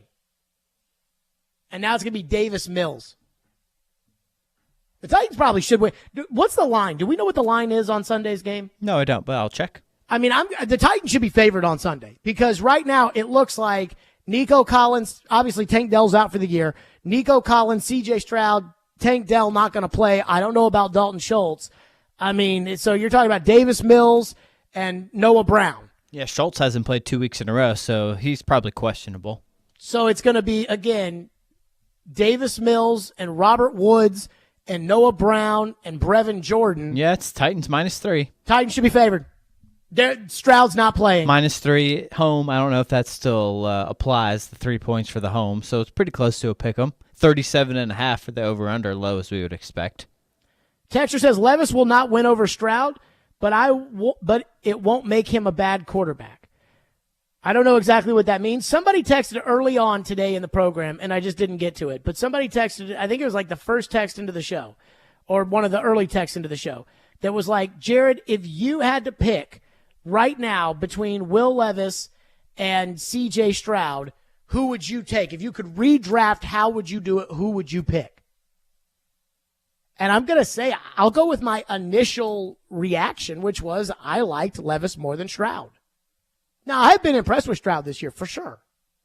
But it's like I look at everybody, I look at everyone saying that the Panthers fired their coach because David Tepper's mad that they picked Bryce Young instead of C.J. Stroud. Well, then David Tepper needs to get Bryce Young the left tackle that C.J. Stroud has. He needs to get him the 4 receivers that C.J. Stroud has. The tight end that C.J. Stroud has. Then you can be mad at the coach. Well, Levis doesn't have those things either. And, I mean, we're even seeing Mahomes right now not look like Mahomes because he doesn't have the receivers anymore. Those receivers they have stink. Tony, Valdez-Scantling. And I think Andy smoke and mirrors it for a little bit with those guys last year. They had Juju in there and everything. But eventually, you got to win with your talent. And Kansas City doesn't have those receivers. And look at Lamar. Now he's got Zay Flowers, who's a dog. It's totally different. 615-737-1025 is our phone number, 615-737-1025. There is a report that is a major NFL report, and the timing of the report is incredibly important and I think makes the report real, and there are serious Titan implications to that. We'll explain what that is coming up next. Twice Daily. That's right. I love Twice Daily. It is my place to go. It's my spot. And they are celebrating the 12 days of Christmas at Twice Daily. Get ready for 12 days of discounts and freebies, plus contests to win prizes and gift cards too. Download the app and register today. Again, join that loyalty program because it saves you tons of money to be a member of the Twice Daily loyalty program. Twice Daily's got their made to order just like you like it.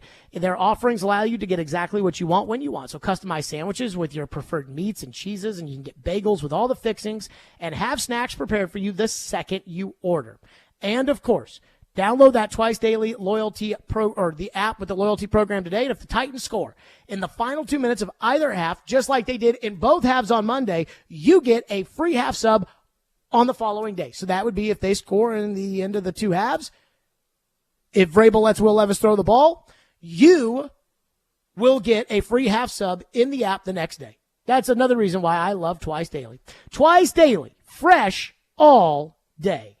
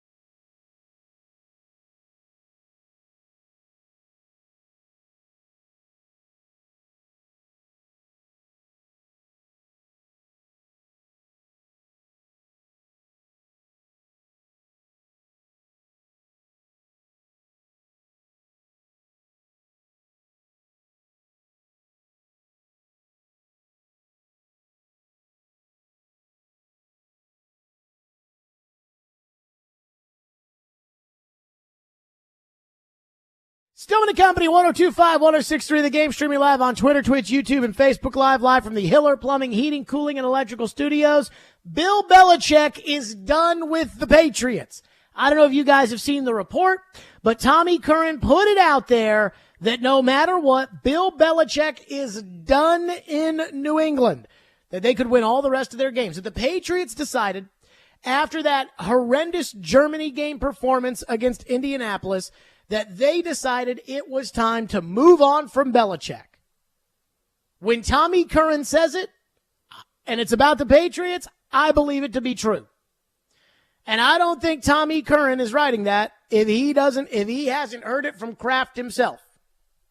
So I buy Bill Belichick is done. I also buy the report that Bill Belichick is done because how in the world could the Patriots return with Bill Belichick? The game has passed him. His decisions post-Brady have done this to him. His team is terrible. It's time to move on. I don't think that surprises any of us. But the timing of the report is very important because I do think Mike Vrabel is an option for the New England Patriots, or at least an option that they would like to explore.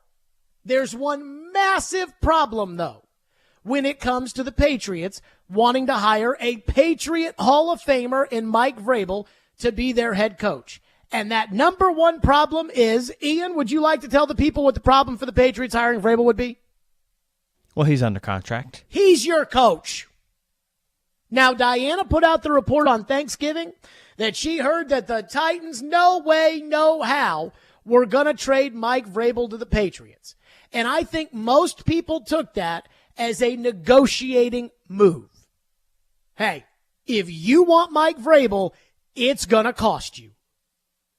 Ben Volen of the Boston Globe, who wrote the kind of the first story in all of this, the home run hire for Robert Kraft, tweeted after Diana's report, Patriots, if you want Vrabel, it's going to cost you. And I think that he was hearing that coming all the way from St. Thomas Sports Park.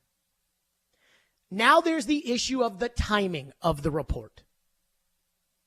Ian, do you know what's going on right now in the NFL? There is some type of competition committee or owners meetings or something like that. There are owners meetings in Dallas right now. My guess is Robert Kraft told Tommy Curran, we're making a move at the end of the year. Why is Robert Kraft telling Tommy Curran that? Because, again, Tommy Curran reports that they made their decision after the Germany game against the Colts. That was like a month ago. So why did they wait a month to put it out there through a guy who is super plugged into the organization? And the answer to me is obvious. Because Robert Kraft is going to tell other owners that he is moving on from Bill Belichick. Why is Robert Kraft going to tell other owners that he is moving on from Bill Belichick? Because he's got to tell them that when it comes to working out a trade. Somebody's going to want Bill Belichick. There's going to be probably 10 jobs that are open this offseason. Carolina's already open. The Raiders are already open. There's going to be even more. The Chargers are going to be open. The Commanders are going to be open. Hell, you might even be open. Coaching staff together, you probably should be open. So there's going to be all these jobs that are open. Chicago's probably going to be open. How many candidates are there to fill those jobs? Bobby Slowick in Houston's probably a candidate. Ben Johnson in Detroit is a candidate. Now, I don't know. Has Ben Johnson's stock slipped a little bit since the Lions have struggled? Maybe, maybe not. I don't know. Those guys are going to be candidates. But how many candidates are there going to be? We're going to have 8 jobs open, and I just told you maybe 2 candidates. Jim Harbaugh is probably going to be an NFL coach, might be a candidate. Michigan might give him $50 million a year. I don't know. So there's going to be all these jobs that are open.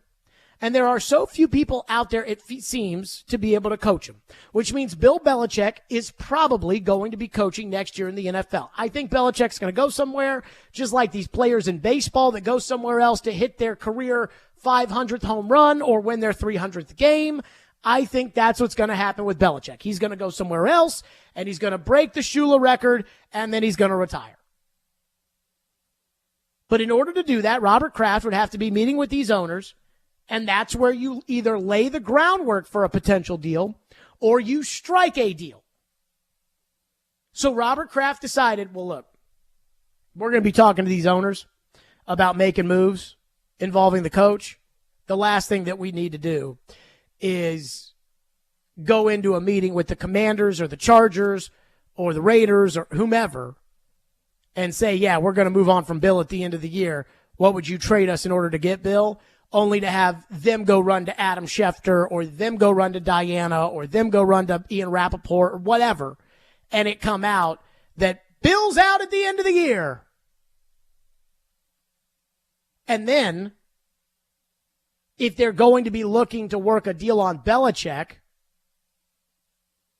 when would be the time to start up discussions with the Titans about Vrabel? It would be now. This would be the time that if he's interested in Mike Vrabel, this would be the time for Robert Kraft to be approaching Titans ownership and saying, hey, I know you guys are committed to Mike. I understand why you're committed to Mike. That's why I want Mike. But what would it take for us to get Mike? And I don't believe the scuttlebutt that, oh, they're just going to hire Gerard Mayo.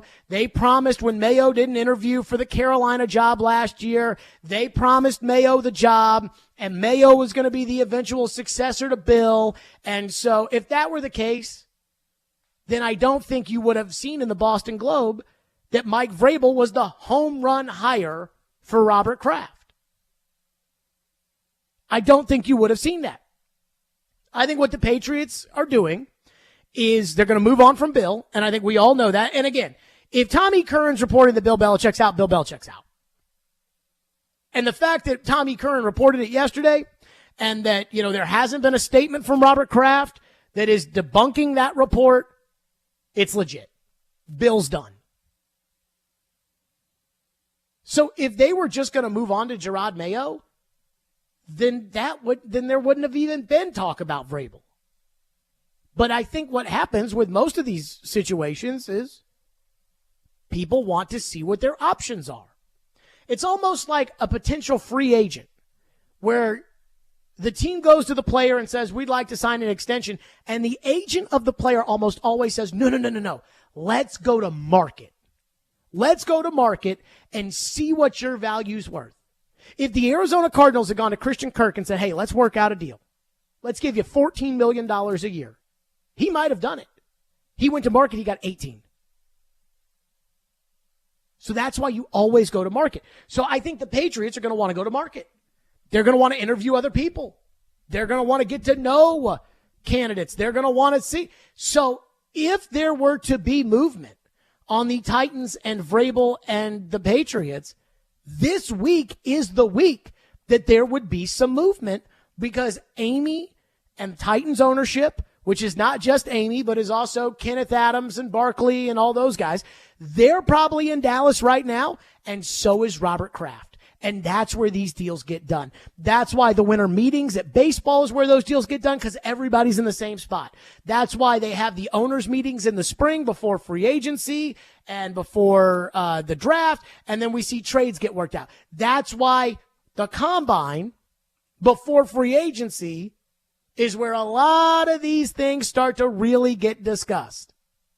I told you guys, I heard at the combine, the Titans were basically telling everybody, we don't have any money this year to spend free agency. Because that's where everybody is in one place at one time.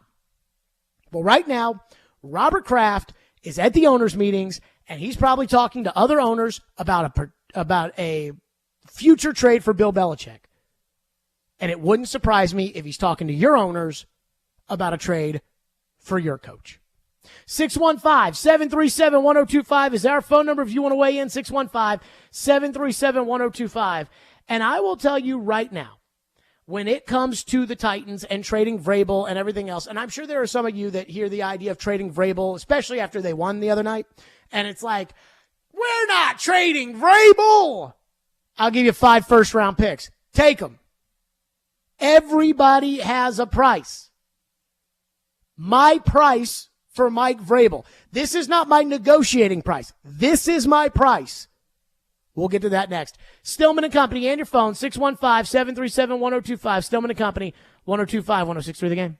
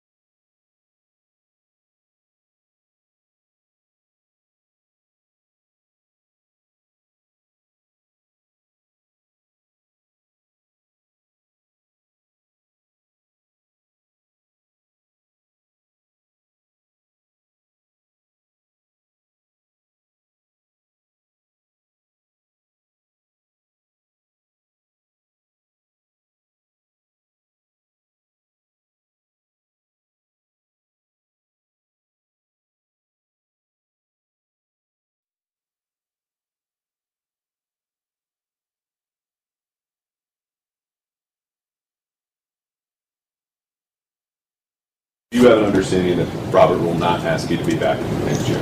Yeah, I'm getting ready for Kansas City. That's what I'm doing.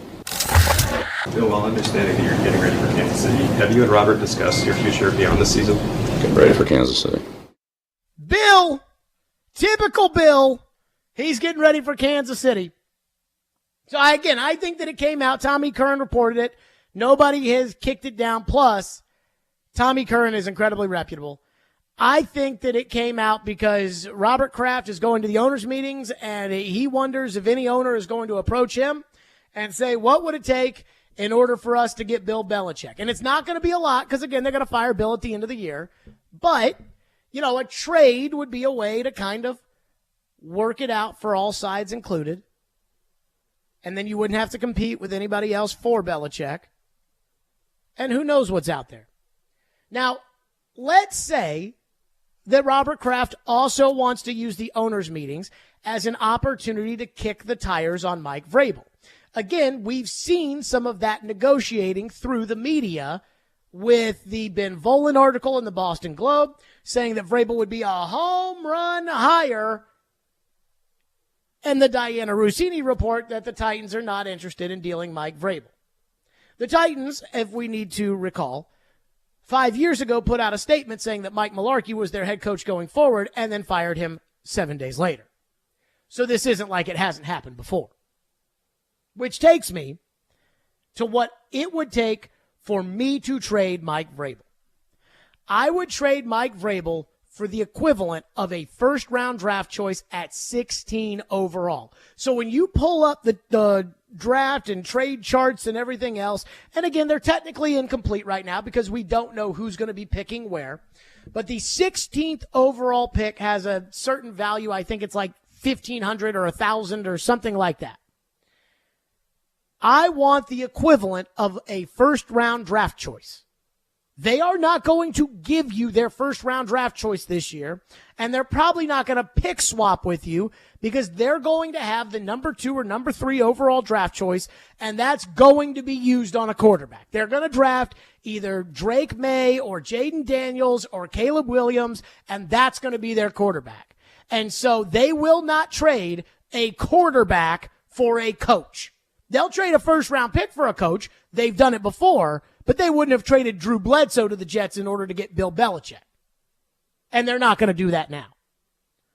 So it's not going to be their first-round pick. But I want something, again, that is the equivalent of the 16th pick. So that could be their first-round pick next year and a 4th this year. Because in all likelihood, their team's going to stink next year. And so their first-round pick in 2025 is probably going to be 7th or 8th. And so you get that 7th or 8th pick, but you have to wait a year, so you have to give me a 4th in this upcoming draft so that I've got at least a player in exchange for Vrabel this upcoming season. I might do it for 2 second-round picks and a third-round pick if that ultimately equals the 16th overall draft choice. Regardless of whatever the combination that the Patriots have to finagle in order to make a deal with me for Vrabel, and they may not even want Vrabel. I think they probably do, or else they wouldn't have gone to all the trouble of putting it out there all the time that they want Vrabel, but they may not even want Vrabel. Vrabel may not even want them. I don't know. But again, being prepared for every scenario. If I'm Titans ownership, I need to be prepared that Robert Kraft wants to see me in my suite at the Waldorf Astoria in Dallas so that we can sit there and talk about, hey, what would it take if Mike wanted to come and you wanted to, what would it take? And to me, it would be the equivalent of at least the 16th overall pick. And I'm not budging off of that. And you would say, well, Jared, why the 16th pick? And the reason is because in any typical draft, there are usually 16 to 20 first-round draft players, first-round graded players. So I want a first-round graded player in order to part with Mike Vrabel. Now, I understand that if you can't give me the 16th pick, but you give me a collection of picks that equal the value of the 16th pick, then I'm not going to have a first-round graded player, but I may have 3 or 4 other players. When the Titans had the number 1 overall pick in the 2015 draft, everybody kept talking about trading out. And I was like, trading out? What? And Floyd said, well, if you traded that draft choice and you got Michael Roos, Samari Rowland, Derek Mason, would you do it? Yes. That's what I'm talking about. That's what it would take in order to get Mike Vrabel. Now, again, remember, I kind of want to fire Vrabel at the end of the year, and I still do. But I got to be firm here because I'm really trying to improve my ball club. And Vrabel might be the key to do it. There's going to be a market for Vrabel, by the way. If the Titans were to decide, hey, we like Mike and Mike loves us, but maybe it's just time for a change. And there will be a market for Vrabel because there's too many jobs that are open. And you heard them on the broadcast the other night on Monday Night Football. They were talking about, oh, Vrabel, he's so good. Oh, Vrabel, he's the best. Oh, Vrabel, he's the... So somebody explain to me why Aaron Brewer's your starting center. See, nobody looks at the little things like we do, the Craig Aukerman things. But that's why he has value, even though he drives us crazy. Phone lines driven by WilsonCountyHyundai.com at 615-737-1025. Larry in Portland has been waiting patiently and is up next. Larry, go ahead. What's up, Jared? By the way, I wish I had $1 every time Aaron Brewer got knocked out of the way because he's the smallest center in the league. Might have $4.3 million just like Aaron. Hey, I would trade Vrabel for, and listen, where there's smoke, there's fire. I'm a firm believer in that. I would trade Vrabel for the guy that was airing up the football several years ago, the old deflate cake, because that guy was good. I would trade him for him. That's what I'd trade him for. So you would trade Vrabel for the equipment managers in New England or for Brady? The ex-equipment manager, the guy who was letting the air out of the balls, they must have bought him an island or they whacked him. I don't know what they did to him. But anyway, he ain't there no more. But they need to find him, and that's who we're trading for because that guy's really good. You waited on hold to say that? We'd be trading for a bag of footballs, or maybe we swap cheerleaders or parking lot. So you waited on hold to say that? I would trade Vrabel for anything. Just say that you hate Vrabel. So you're saying you hate Vrabel. You'd get rid of him, you don't want him, you don't like him. That's exactly right. Okay, say that. Thank you for calling. Say that. He's talking like, what? Okay, you don't like Vrabel. I got to tell you. That's a bit extreme. That's a bit extreme. Just give him away. Get rid of him? Yeah. Personally, I think it's probably, I've said this. I've said I'd clean house, and I would at the end of the year. Like, we're starting over. And that means all the coaches and the GM and everything. And every time I do that, this is why yesterday I said Vrabel needed that victory on Monday Night Football. He needed it. Because if they had lost after Tyreek got hurt, after they had been playing a competitive ball game, and they lose because they fumble a punt, like that, it would have just, hell would have rained down on Mike Vrabel. And I know this because every time that I talk about how Vrabel and Rand failed this offseason, or how Vrabel and Rand, about how I would clean house at the end of the year, which means Vrabel and Rand, every time I do that, I get about 100 tweets about how it's not fair to Rand to do that. I don't get one person defending Vrabel. This is the cycle of the NFL, the cycle of blame. There's the quarterback, there's the GM, and there's a coach. And when the fan base is mad at one of those guys and then they then move their anger to somebody else. At first, it was Mariota. And Mariota got the blame. Then he was gone. Then it was Robinson. Because remember, we can go even further back. First, it was Mularkey. In fact, I remember you guys saying, Mike Mularkey is not getting the most out of the franchise quarterback in Marcus Mariota. And then Mularkey was gone. Then it was Mariota, where the fans placed their anger and blame. Then he was gone. Then you won, so nobody got mad. Then it was Robinson, right? Everybody was mad at John Robinson, and John Robinson got fired. Tannehill's already been benched, so the only target for fan anger is Vrabel.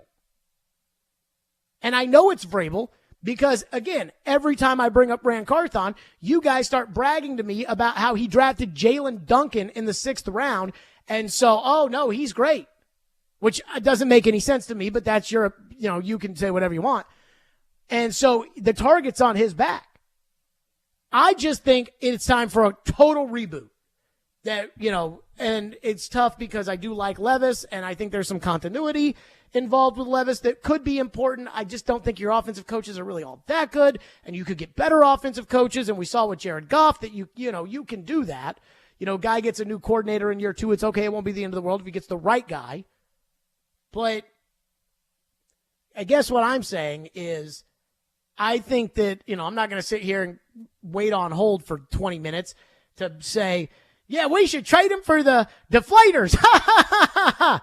But I do think, again, when all is said and done, and if I owned the team, I'd want picks. And again, I'm talking about trading him for the 16th pick. But I do think, this is my opinion, I think the organization needs a fresh start. And I mean a fresh start. And I hate it because what that might mean to Levis, because if I'm bringing in a new general manager, that general manager might not like Levis, that coach might not like Levis, I don't know.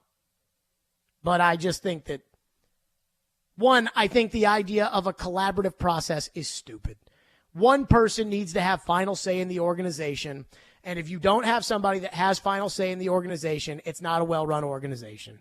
That's why every organization has somebody who's got the final say except for this one. And I think that's stupid. And not only do you have that issue with the coach and the GM, but you also, as a Titan fan, have that issue with the owners. Because it's not just one owner. There's 3 owners. There's really more than that, but there's 3 owners. And so it's all a bunch of bull crap, and I think it's all ridiculous, and I think it's all holding you back. And there's all this, again, dissent about who's really in charge, who's not, who wanted that player, who didn't. And I think that stuff's just ridiculous, and I think it's toxic, and I would just put an end to it. But that's just me. 615-737-1025. A lot of you want to weigh in. 615-737-1025, so we will. By the way, I've got one thing that I have got to get off my chest. I've got to get it off my chest, which we will do later this hour. We'll do it at some point this hour. Stillman & Company, 102.5, 106.3 The Game.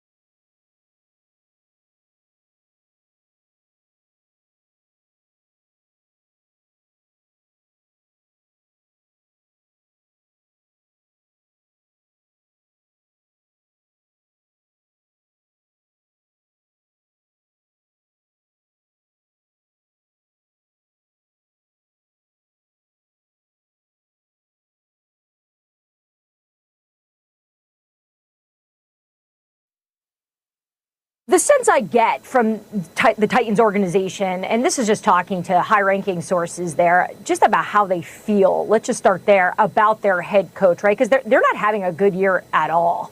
They don't look good on either side of the ball. And Vrabel's done a really good job the last few seasons of putting together a pretty good product, considering the roster has never really been that great. But that being said, they know what they have. You know, sometimes with owners, you wonder if they understand that the talent that they have on the coaching side is that good if they're not winning. And that's really why I started to dig on that story, because he's a type of coach where you do talk to people around the league. They consider him to be a top 10, top 5 head coach in the league, despite the fact that he hasn't won a Super Bowl with the Titans just yet. Everyone that competes against him knows that they're going to be a really tough team to beat. So the sense I get out of Tennessee is they want to keep him there. So if Diana says the people I talk to around the league think Mike Vrabel's a top 5 coach, then that means that I may be underselling it by saying my requirement for a Vrabel trade would be the 16th overall pick. I also love the fact that Vrabel gets credit for having good teams with bad rosters, but he doesn't get any blame for having a bad team with a bad roster. That doesn't make any sense. And so, again, the perception of what Vrabel is, as opposed to what Vrabel's a good coach, I think. I think he's a good, motivating coach. But I don't think he's a good strategist. And I absolutely, positively do not think that he belongs in personnel. And I also think he sucks at managing the coaching staff. I think everybody he hires, he just hires with, this guy won me over in the interview. And I think Johnny is the brightest, bestest, no matter what. And you can't change my mind. And nothing can change my mind that Johnny is not the best guy out there. That's just how I view it. And I just don't think Vrabel good of a coach. I think he's fine. I don't think he's that good. Now, I want to hit on something I've seen multiple people say in the text line before we get to your phones at 615-737-1025.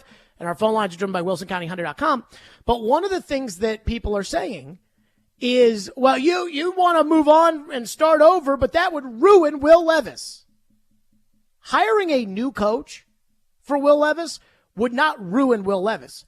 Hiring a bad coach for Will Levis would ruin Will Levis. First of all, I want a Shanahan West Coast offense kind of guy. Guess what the Titans run? Or excuse me, guess what Levis ran in college? The Shanahan West Coast offense. So he knows that. So that wouldn't be as big of a transition as you think. And a quarterback guru coach, we saw. Everybody thought Jared Goff was a bust with Jeff Fisher and his bozo coaching crew out there. No disrespect to Coach Mack, who I got a lot of respect for. But, the offensive coaching staff, Fisher was ridiculous. Like when he had Norm Chow here. So, then in comes Sean McVay, and Jared Goff's an MVP candidate. So the right coach might actually be great for Will Levis. And I think Tim Kelly's doing an okay job. What's funny is that when I was watching the tape back, and I was watching, there's so many bad calls from Tim Kelly. And then right at the end, it was like, damn, that was a good call. Like that 2-point conversion play, or it's like, man, that was a good call. Billy has been waiting patiently and is up next on Vrabel. Thank you for calling. What's up, Billy? Hey, if he's really a top 5 coach, it's got to be bare minimum a first-round draft pick to trade him. Bare minimum first-round pick. Me personally, I would take anything for Vrabel that we could get just to get out of the I'm the smartest guy in the room mentality that he has. It's kind of old. But I was shocked that he went for 2 at the end of the game. I was like, what are we doing here? But thanks for your time, Jared. Yeah, the going for 2, I'm still not convinced that was necessarily the right thing to do. But I guess it worked. It kind of, to me, is like hitting a 16 against a face card in blackjack. I mean, I do it. I hit 16s versus face cards in blackjack. Some people stay. Some people go with their gut feeling. But there's really no great solution there. I mean, You score the touchdown and you kick the extra point, you get the ball back, you score the touchdown, and you go for 2 if you want to win the game that way, which I wouldn't have been against. Especially with Tyreek coming back in the game, who knows if Tyreek is healthy. It's like one big throw to Tyreek, you lose, just like you lost in the one big throw to Alec Pierce the last week. I get it. And I do wonder if overtime the week before played a factor in Vrabel overtime this week. But you go for 2 and you don't get it. Now you have to go for 2 again. And the Mannings were talking about how it's only a good decision if you've got a really good play call. Well, it worked, and maybe they really loved that play call and knew it was going to work and things like that. Like, oh, yeah, we practiced it this week. We knew, like, oh, yeah, this one we're going to get them on. But as somebody who, again, doesn't go to practice, like can't see what they do in practice, I had no way of knowing that. When I saw Vrabel put 2 up there, I was like, oh, my God. But then also at the same time, season's over anyway, so who cares? Winning it's nice and it's good to have that feeling, and it was good for Will Levis to get that win, but it's not the end of the world if you lose. Texter, and we've actually got this a couple times, where I said, I want the 16th overall pick in exchange for Mike Vrabel. Texter says, did Jared consult with John Robinson in this trade scenario? Robinson made the worst player trade in franchise history, if not NFL history. You think that A.J. Brown trade was a worse trade than the Herschel Walker trade? You think that trade was worse than the Baltimore Colts trading John Elway to the Denver Broncos for Chris Henton and a first-round pick? You think that trade, the A.J. Brown trade, you think that's worse than Tampa Bay? Now, Tampa won a Super Bowl the next year, but they traded away 2 firsts and 2 seconds for John Gruden. I mean, there have been so many bad trades in NFL history. The A.J. trade was bad, and it got Robinson fired, but it's not like if they did a top 10, NFL Network has that top 10 show. If they did a top 10 on worst trades in NFL history, I don't think the A.J. Brown trade makes it. And you know what's crazy, too? I don't even think A.J.'s the best receiver on that team. If you said, Jared, you can have one of the 2 receivers over there, I would go get Devontae Smith. I love Devontae. And I think Jalen likes Devontae more than A.J. Texter says, haven't the Titans already traded away a proven wide receiver for the 16th overall pick? And how did that turn out? It reminds me again of, there's a little documentary, if you've got ESPN Plus, they have these short 30 for 30s, and it's about the Herschel Walker trade. And it's Jimmy Johnson is doing the talking, and he was like, the key to the trade was not just the picks that we got, but the players that we picked. Cleveland had a couple of trades, the one for Julio Jones and another one for Carson Wentz in the draft, where they got 30 picks in return, and they blew every single one of them. Just because you blew the Burks trade does not mean that the next 16th overall pick can't be a superstar. Hell, I think you blew the first round pick this year because you took a guard. Woo. Texter said, Jared, how do you fire a general manager who brought in Will Levis? To be honest, I'm not sold on Levis. First of all, again, why does the GM get credit for Levis? It's a collaborative process. So shouldn't they both get credit for Levis? Charles Robinson said, and TD says this isn't true, so I don't know who to believe, but Charles Robinson said that it was an ownership pick on Levis. Texter said, stop talking about trading Vrabel. He is a great coach that will win. Get rid of the cheap ownership. How do I do that? My goodness. Texter says, you guys did not learn from letting go of A.J. Brown because you didn't like his attitude over his talent. Vrabel gets on my nerves, but we won a ton of games during his coaching and kept a ton of games within reach and low scoring. Henry's on his way out, but our new superstar player is Levis. Did you hear that, Ian? Superstar. Superstar player is Will Levis. Good God. You people cannot live with one good game and say, hey, man, that was great. Let's see. Now it's, Our superstar Will Levis. Derrick Henry, I believe, should go to the Hall of Fame. I don't think Derrick Henry, if he retired today, would end up in the Hall of Fame, which it pains me to say that. I think he should end up in the Hall of Fame, but that doesn't mean that I think he would. There's got to be more that's accomplished here.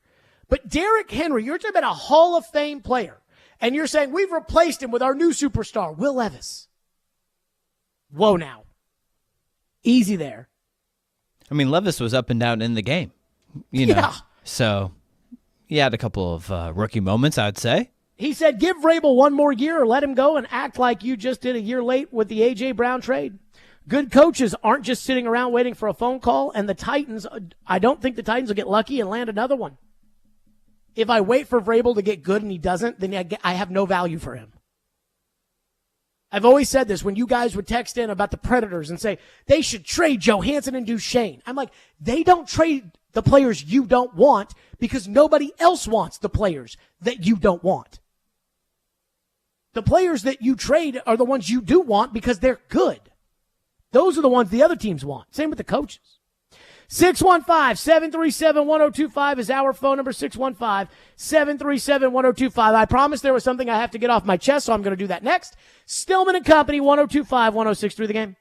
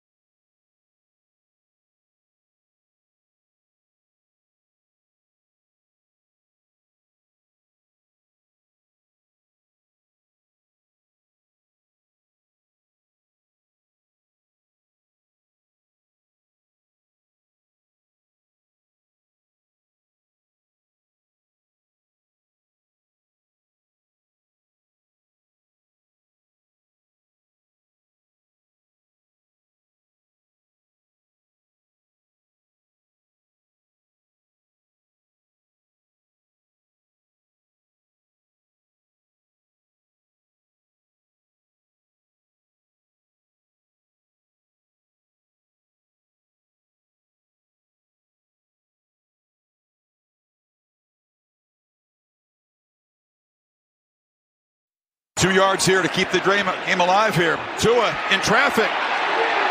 He'll be brought down in Tennessee. He's going to secure an incredible, improbable comeback victory and win for the road on the first time this year. Unreal. Landry, who was a factor in the fourth quarter, got to the quarterback, and this crowd is absolutely stunned the way this is finished. Okay, I got to get this off my chest. The Monday night doubleheader.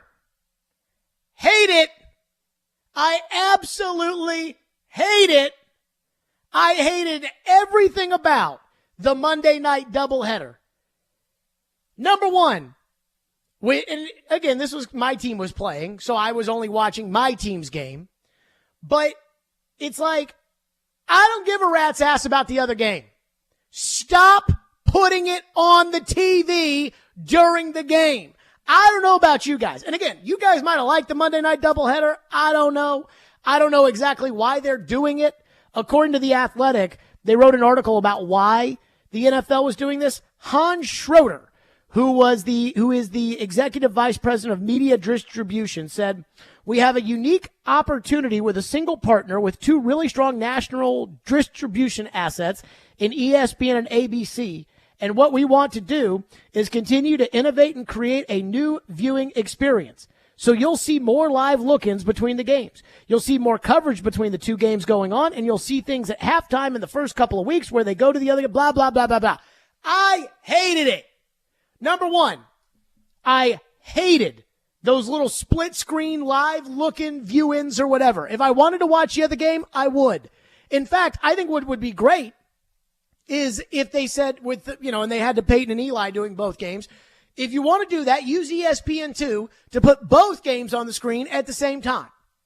And then you can have Peyton and Eli, talk while those two games are going on. And so if somebody wants to watch both games because they bet on them or they've got fantasy football or something, fine. But I have a bunch of issues. Number one, I think it is stupid to have two Monday night football games. Like, isn't the whole point of national TV that everybody in the country is watching? Isn't that the point? Isn't that the point of Sunday night football? Isn't that the point of Monday night football? Isn't that what made Monday night football what Monday night football used to be? Is that all the other games were on Sunday. And you may get the Seahawks and the Raiders. You may get the Bengals and the Steelers. You may get all these other games. But everybody is getting Dallas versus Washington on Monday Night Football with Don Meredith and Howard Cosell and those guys. What, isn't that the point of Monday Night Football, is for there to be one game that everybody watches? So when you've got two games going on, like, I guess Tommy DeVito played great. I don't know. I didn't watch. Number two, I freaking could not stand the JV broadcast crew that ESPN put on the game. Fowler stinks. Get back to college. I mean, maybe Herb Street just props him up. I don't know. Get his ass back to college. He was terrible calling that Titans game. At one point referred to Laura Rutledge as Laura Ingram. Number two, Louis Riddick and Dan Orlovsky stink. If you're going to do this, and they're fine studio analysts, that's what they do. If you're going to do this, that's fine. But get people who have called football games before to call a football game. It's not that hard, right? It's like NFL Network has a game on, a late game on Saturday, and it's Kevin Harlan and Trent Green. That's a real broadcast crew. Give me a real NFL broadcast crew to call the game. Not Louis Riddick and Dan Orlovsky. They are terrible. Both of them. Also, I hate the three-man booths, which is now in vogue. It's like, except for the top crews. No top crews have three-man booths, right? Like, Aikman and Buck are not inviting a third person in there. In fact, I actually read Joe Buck's book, and he said that first year after Madden and Summerall left, and it was those two and Chris Collinsworth, he's like, there was no oxygen in the booth. It just didn't work. And so CBS, every crew they have is like a three-man booth, and it drives me nuts. It's like there's not enough time for all these guys to talk. So Matt Ryan, who I do want to hear from, ends up making a point, but then he stops talking, so Tiki Barber, who I don't want to hear from, has to make a point. But Riddick and Orlovsky are terrible. Get them out of there. I could not stand the Monday night doubleheader. And then I think third, I don't know if like the lack of the national element drove me crazy. I don't know if the fact that they split screen the game drove me crazy. The broadcast crew drove me crazy. So I guess that's three. So fourth, what I just could not stand is this idea that like they may do this more often in the future. If you do this, then we're either going to have only bad Monday night games or we're going to have some really weak Sundays. Because what happens is when there's a bunch of games, and Thanksgiving week is a good example of this. When there are a bunch of games, in national windows, you run out of real primetime games. That's how you end up with the Chargers on Sunday Night Football. Because there's just not enough games. We got 3 games on Thursday. We got 1 game on Friday. We got a slate of games on Sunday. We got Sunday Night Football, Monday Night Football. It's like, there's just not enough games to go around. So if you're going to do these double headers, what's going to happen when you've got a double header and one of those games is Kansas City versus Philadelphia? I mean, shouldn't they stagger the start times? Are we surprised they started them both exactly the same time? So I don't have a problem with that if that's what they wanted to do. Like, if it was a 30-minute difference, you could have watched the end of one game, which was really good, and then flipped over and saw the end of the other game, which was really good. Both fourth quarters for both games were really good. So I'm not sure why they didn't stagger. Both games went to halftime at the same time. I'm not sure if that's a strategy on purpose or not, but I thought that was kind of interesting. So they have the week 2 and week 3, they did this and they staggered them for that reason. I think, and again, according to this article in The Athletic, the reason that they did this is they're experimenting. Like this was an experiment. Okay. So I hope that somebody's listening and you know that your experiment sucked, so don't do it again. The Titans as their guinea pig, of course. Right. I guess for me, like, what bothers me is, like, this is Monday Night Football. It's supposed to be the only game in town. It's supposed to be what makes a primetime game special is that everybody's watching it. I mean, Levis was up at the podium last week and he's like, oh yeah, I grew up watching Monday Night Football, biggest stage that I've ever been on, blah, blah, blah. And I'm like, dude, most of the country is going to be watching the other game because there's more fans of those two teams than there are of these two teams. If they're going to do a doubleheader, what I would do is, and they've done this in the past, and I hate it when the Titans are involved in this, an early game and a late game. Just like Wednesday night baseball on ESPN used to be back in the day, where on Wednesday night at 6 o'clock, you'd have the Mets and the Cubs, and then at 10 o'clock on Wednesday night after the Mets and the Cubs, it'd be the Padres and the Dodgers. That's what I think they have to do if they're going to do this.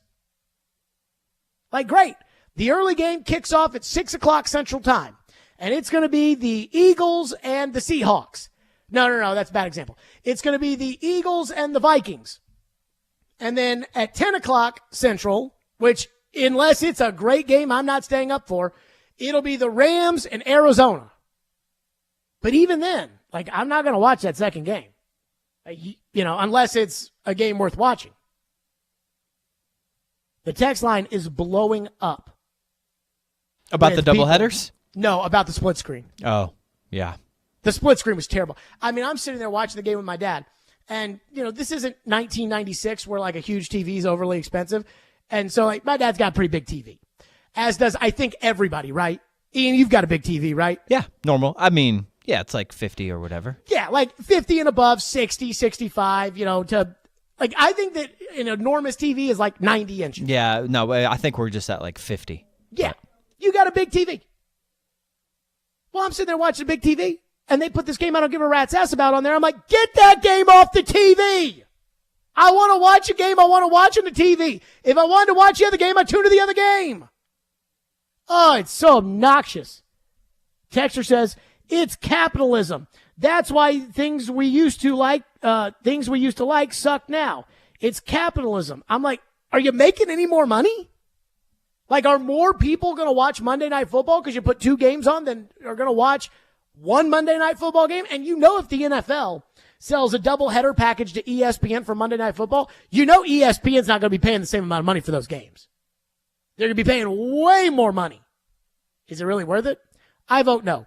Jared versus Joe coming up next. I had to get that off my chest. 615-737-1025. Jared versus Joe. Stillman and Company. 1025, 1063 The Game.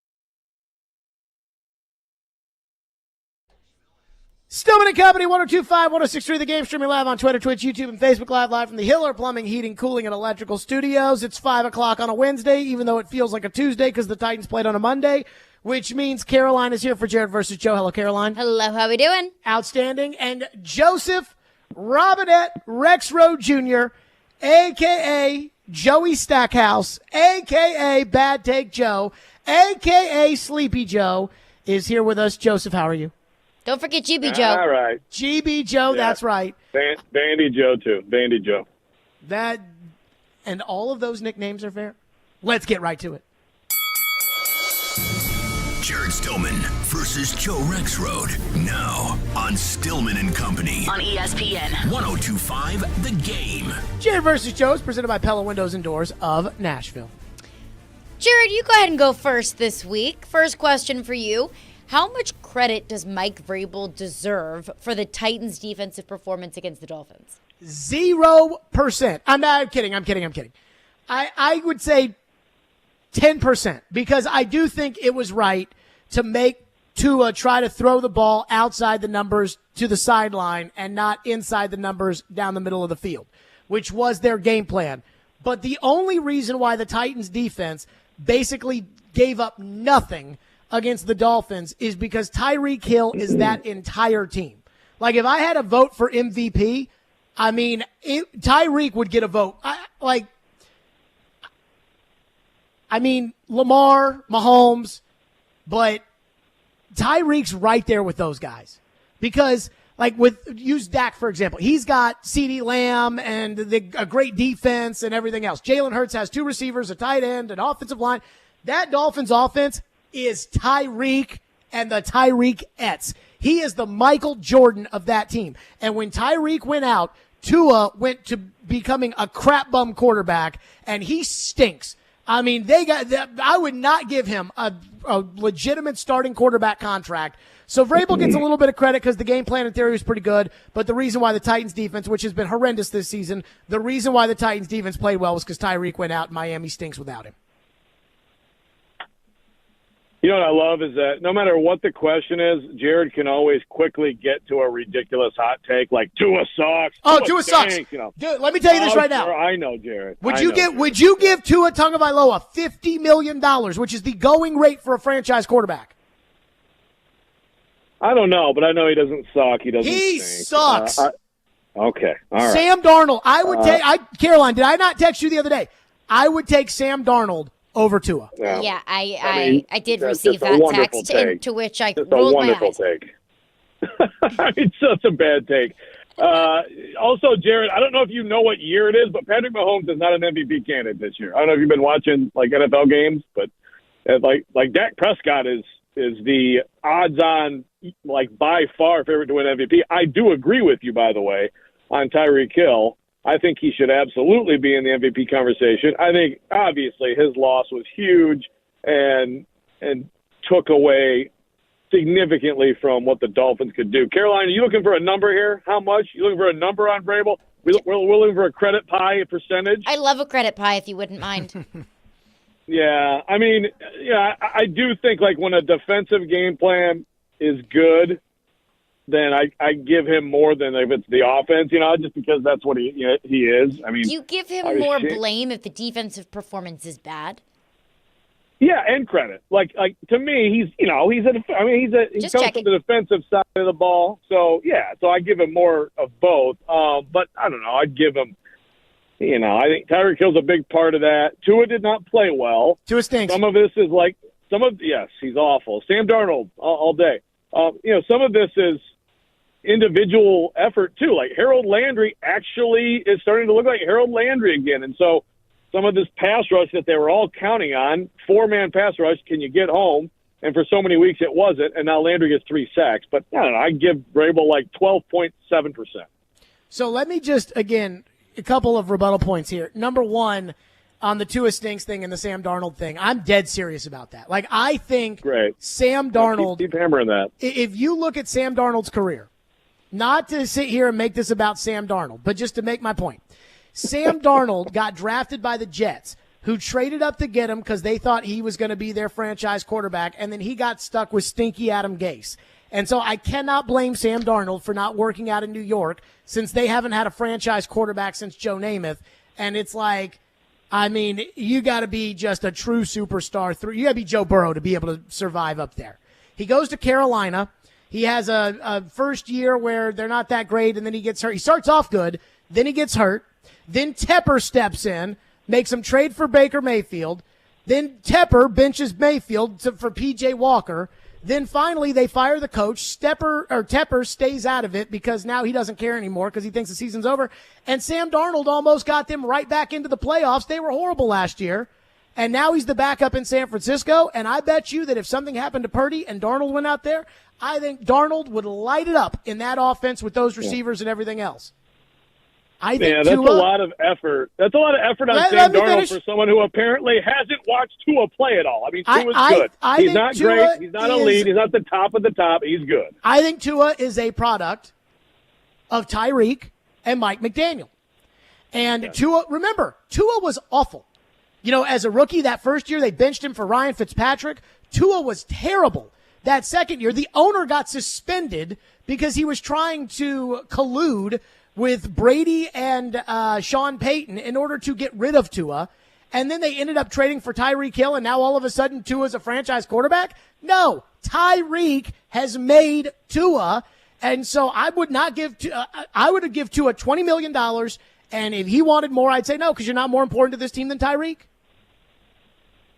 That's fine. Tom Brady looked like garbage when he had Gronk was hurt, and the Titans went into the Foxborough and shut him down in the playoffs. I mean, then he goes to Tampa, and all of a sudden he has good receivers, and he looks great again. I mean, yeah, it does kind of matter if you have receivers or not. But the difference is that Tom Brady can still carry a team to a division title and into the playoffs with nobody around him, and I don't think Tua can do that.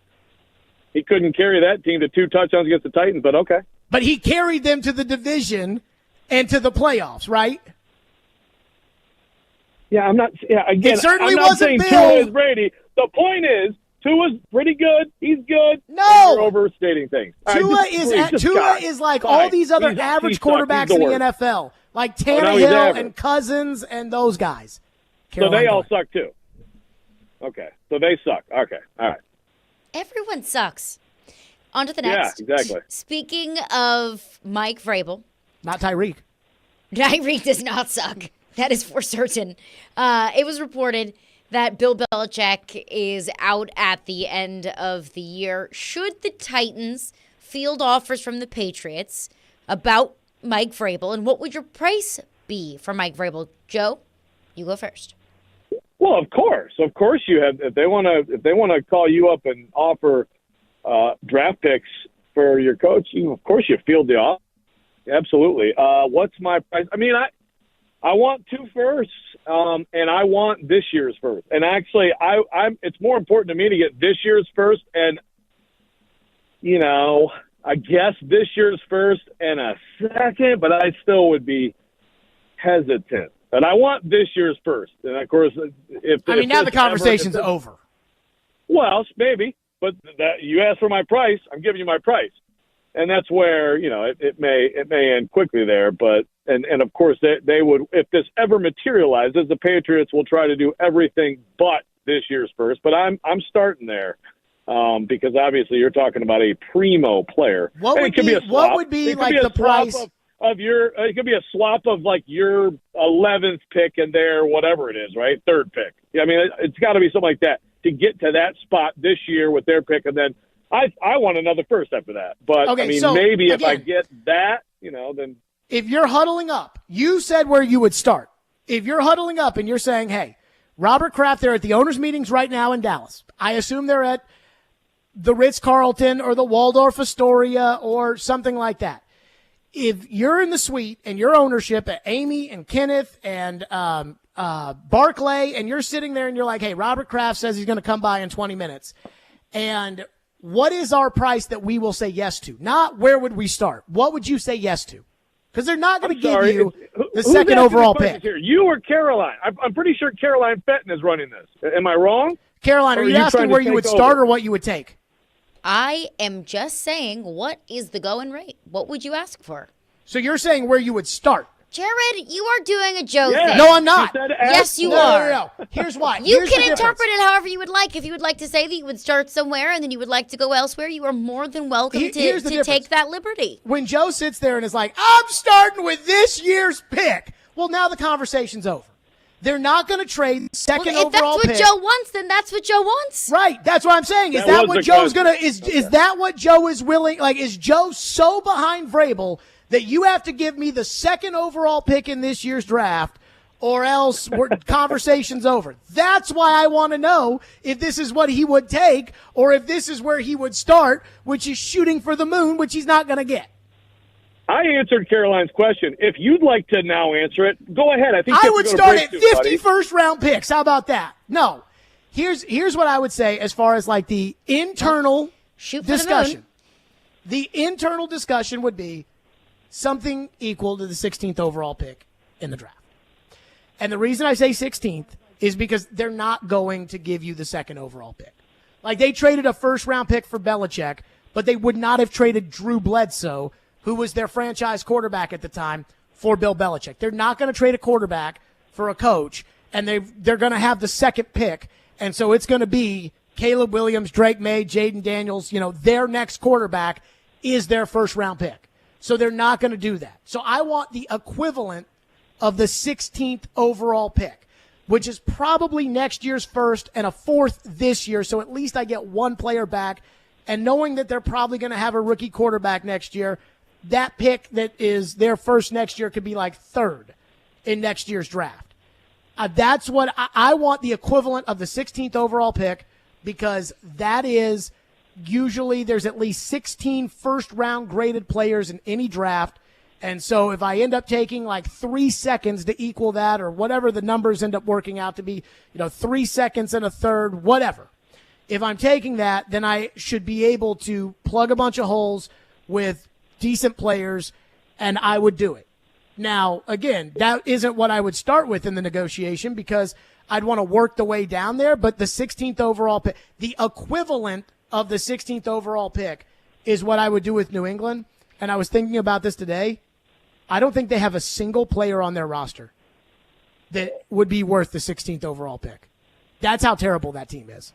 If there's no chance of getting this year's first, then I want 2 first. I want the next 2. And I'm sorry that you're a weak negotiator, but that's what it's got to be. It's got to be the next 2 first. And look, there are, whether you like it or not, Jared, there is a lot of respect for Mike Vrabel in this league. He is coveted by other teams in this league. And so you have to use that to your advantage. I'm not arguing that at all. Like, I'm just telling you because I want to fire Vrabel. Like, at the end of the year, I do not want Vrabel to be the coach. So I think that I'm more willing to say, hey, I'll take the 16th overall pick, or again, the equivalent of the 16th overall pick for Vrabel, because I don't want Vrabel to be the coach next year, whereas I think you do want Vrabel to be the coach next year. And again, that's if we're ownership. So if you're ownership, you are saying, I got to be knocked off my socks because I want to bring Vrabel back, whereas I don't want to bring Vrabel back because I do think Vrabel has tons of value across the league. I mean, even on the Monday night broadcast, they pan to him on the sidelines. He's doing what I call, toilet vomit Vrabel, where he looks like he's bent over at the waist and he's about to throw up into the toilet because he had, one too many rumplements that night before or something. And of all things that you could have named. Yeah, I know, right? Rumplements. He's had one too many the night before and he's just bent over about to heave into the toilet. And it's like, oh, Vrabel, he's such a good coach. He's so great. I'm like, his coaching staff is terrible. Let's start there. And he's too arrogant to fix it. And they drafted a guard with the 11th overall pick over a quarterback. So I don't like Vrabel. Like I respect what Vrabel is. He's like Laviolette. He's a motivator. I think the shelf life has run out. I think it's time to move on. And I don't trust him to fix the coaching staff. And I think Caroline's new boyfriend, who's the special teams coach for the Titans. Hey, I he's think a good-looking guy, okay? And he's got a salt and pepper thing going. And they blocked the kick. And that might be the most attractive thing about Tom Quinn. Exactly. And so now, he's got to teach the punt returners not to touch the ball. But he'll, again, baby steps. So I want to move on from Vrabel, but you don't. And I think that's the difference in the price right there. Cool. Bag of balls for Vrabel. Good job, Jared. You're right. The 16th overall pick is a bag of balls. You're the one who sits there. Treylon Burks. What's that? Yeah, I know. The text line was like, "You want Treylon Burks?" I'm like, you. That's like people that are like, if you fire Vrabel, it'll be like Wisenhunt. It'll be like Wisenhunt if I hire Wisenhunt.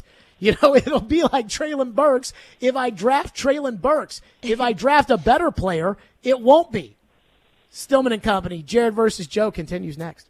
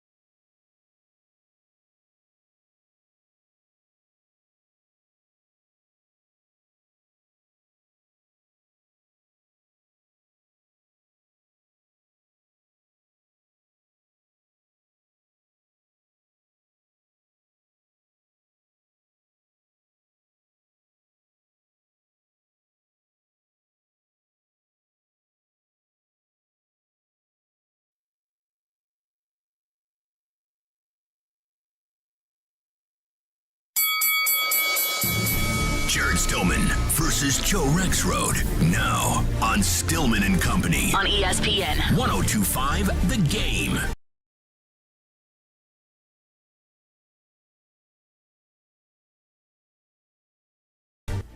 So, well, happy Hanukkah. Thank you. I'm going to give away a pair of 2-day passes right now to caller 5 at 615-737-1025 to the Railbird Festival, a celebration of music, bourbon, and equine experiences at the Red Mile in downtown Lexington on Saturday, June 1st and Sunday, June 2nd with Noah Khan, Turnpike Troubadours, Chris Stapleton, Hosier, and many more. Visit railbirdfest.com for more info and to purchase tickets. Sounds like fun. Pella Windows and Doors presents Jared versus Joe. Caroline, go ahead. Jared, you go first. Is it time to give up on Treylon Burks? Oh, boy, that's yeah, like as far as I have no expectation for Treylon Burks anymore. So when it's like, would I bench Treylon Burks? No. Would I cut Treylon Burks? No. But the idea of like, oh no, we've got to get Burks the ball. Like you can get Burks the ball, whatever. But I'm not sitting here going out of my way to bank on Treylon Burks' potential, which we know he has. I'm not going out of my way anymore to bank on Burks' potential. I hate it for him. The concussions are not his fault, but he doesn't always catch the ball when it gets thrown to him, and he's a constant injury risk. He's always injured. He just simply hasn't produced, and so he should still be on the team and everything else, and he's a hard worker, and it's nothing personal at all. I just here we are 2 years in, and he's just not at all dependable, and so yeah, I mean I'm done expecting anything out of Burks. So yeah, that would be me giving up on Burks. And to that point, my plan in the offseason, receiver and a good one, is a priority, and that's because I don't view Burks as a priority. So yeah. Give up on him? No. Prepare for the distinct possibility that this is just what it is? Yes. So I guess I agree with the last thing Jared said. I think you have to proceed after this season with the idea that Treylon Burks is gravy now. If he manages – and look, I don't think that last offseason was just a mirage, an apparition. I think it was real. He was in great shape. He looked great playing football in practice. I think he does have the talent to at least be a solid number 2 receiver in the NFL. I really do.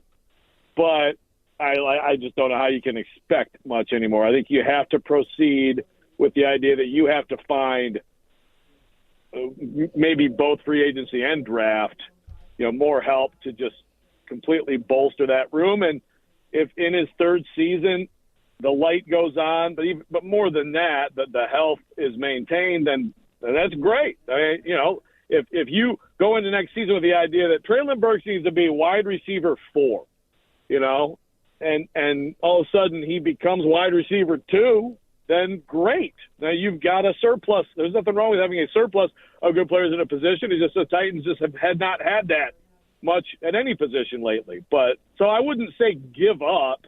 And I've heard Caroline, I've heard D. Mace, some of his impassioned analysis on this, and I put stock in what a former great NFL receiver says.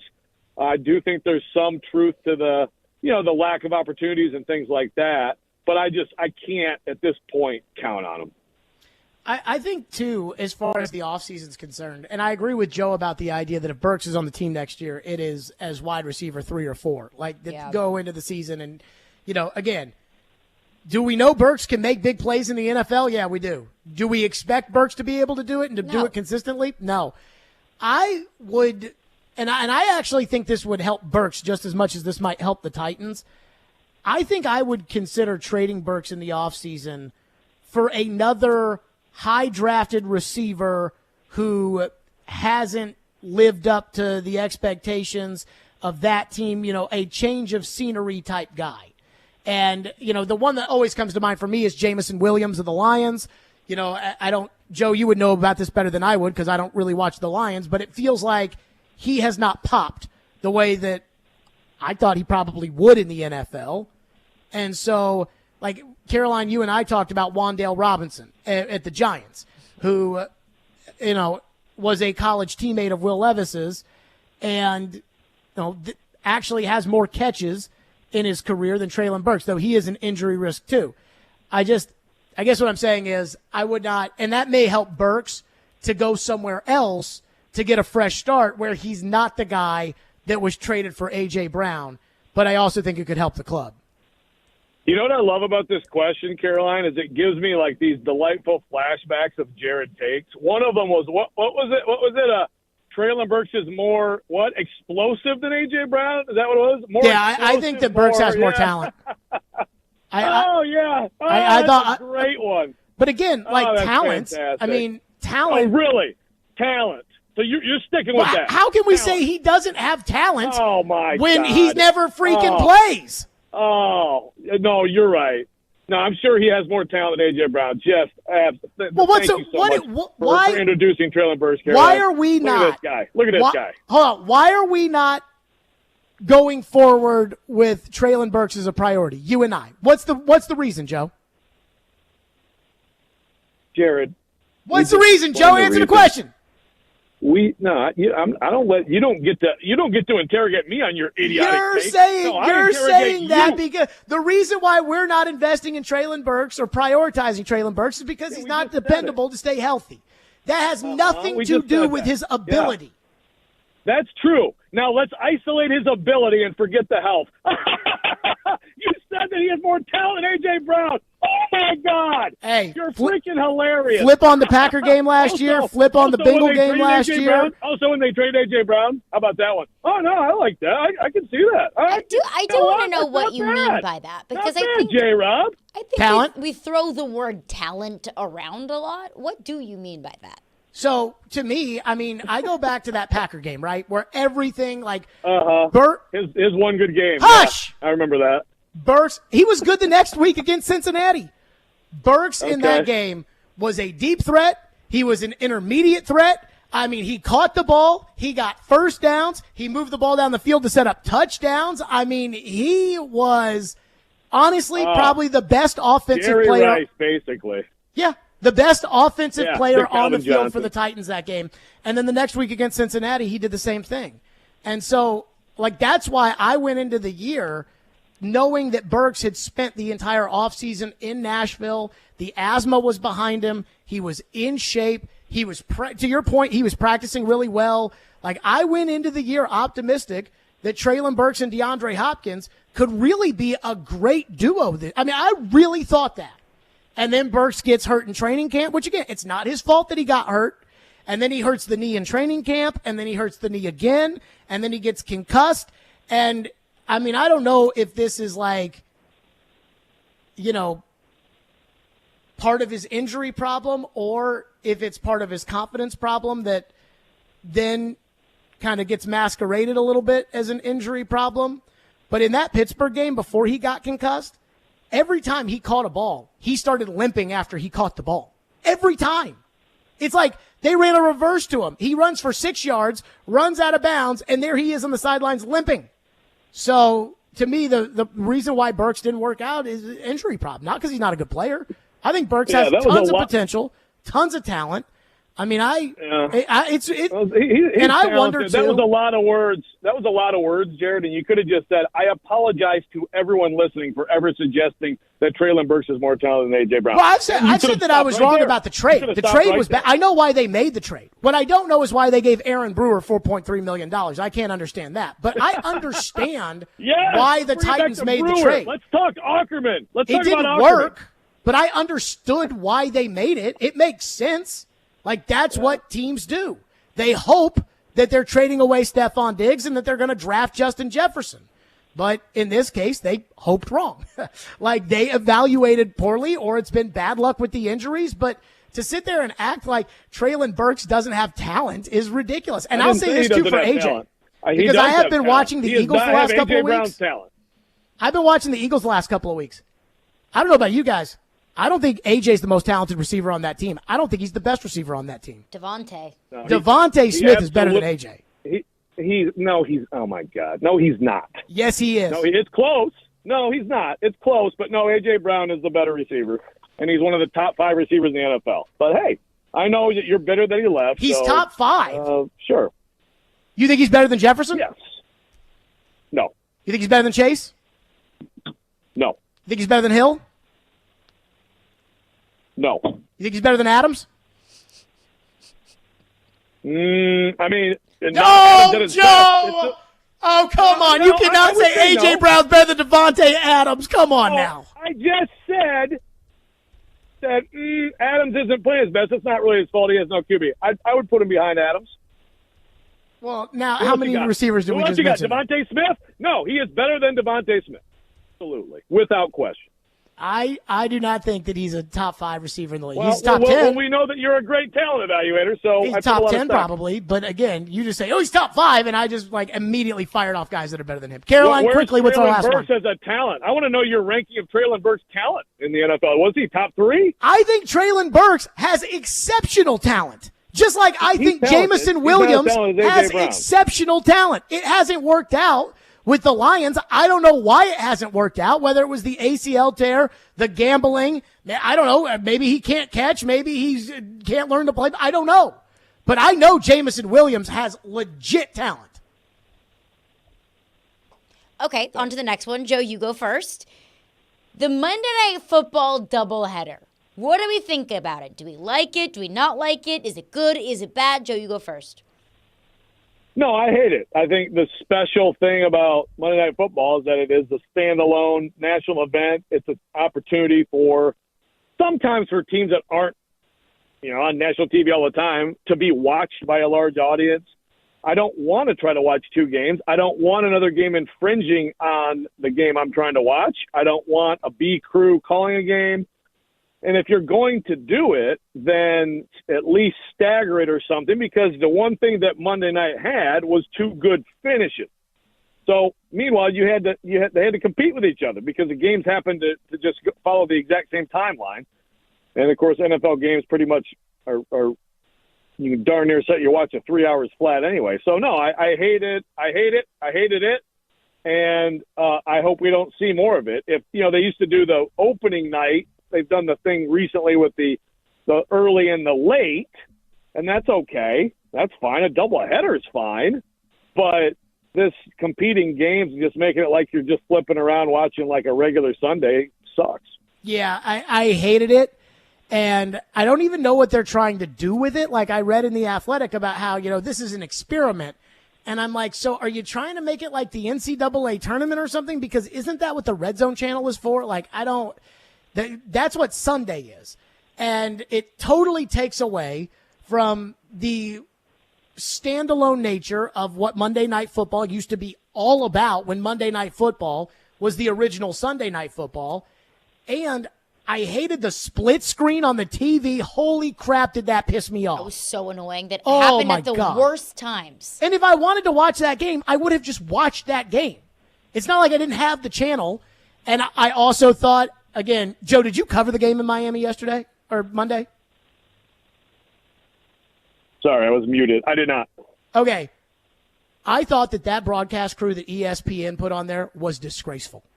I thought it was a disgraceful performance by ESPN's broadcast. That JV broadcast crew they put out there, I thought Booger McFarland on the cart on the sideline was better than that. I thought Dennis Miller in the booth with Dan Fouts and Al Michaels was better than that bogus crew they gave us. I think the doubleheader stinks, and I'm totally against it, and I hate it, and every year the Titans get put on it, but I hate it.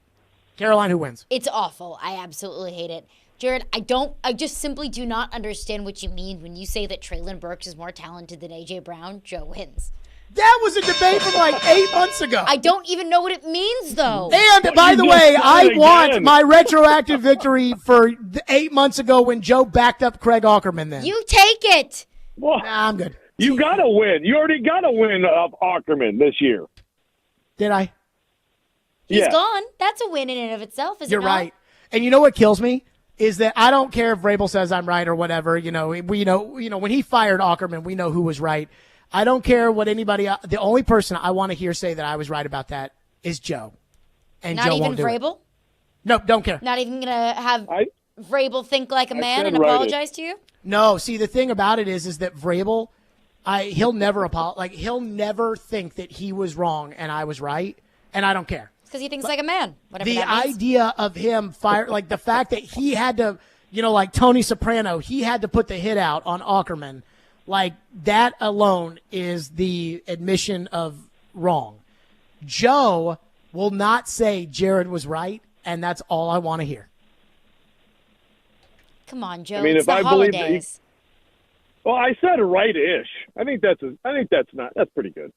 You're Caroline, right-ish. one texter, by the way, wants you to know that she agrees with you, or he, we have one good-looking special teams coordinator. Yeah, he's a fox. That's for sure.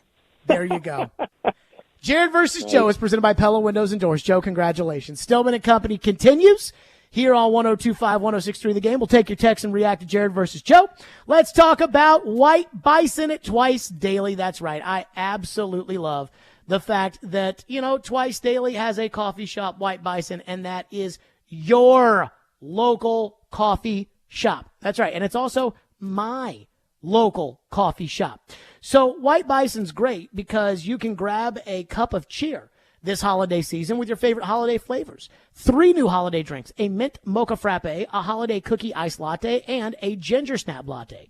And you can get into the holiday season by gifting $20 in gift cards and get $5 yourself.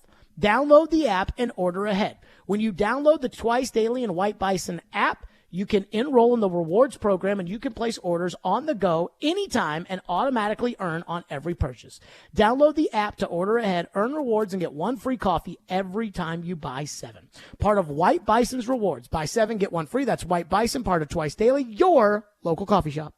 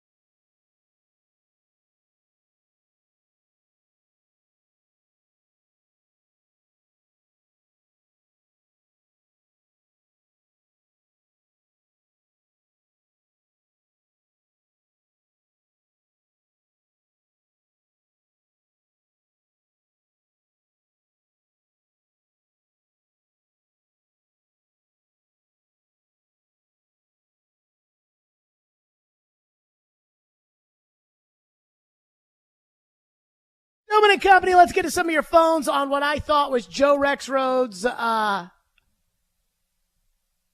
not well-earned victory I should say. And on the talent front, it's like Joe's sitting there saying like, ha, ha, ha, ha, Treylon Burks has no talent.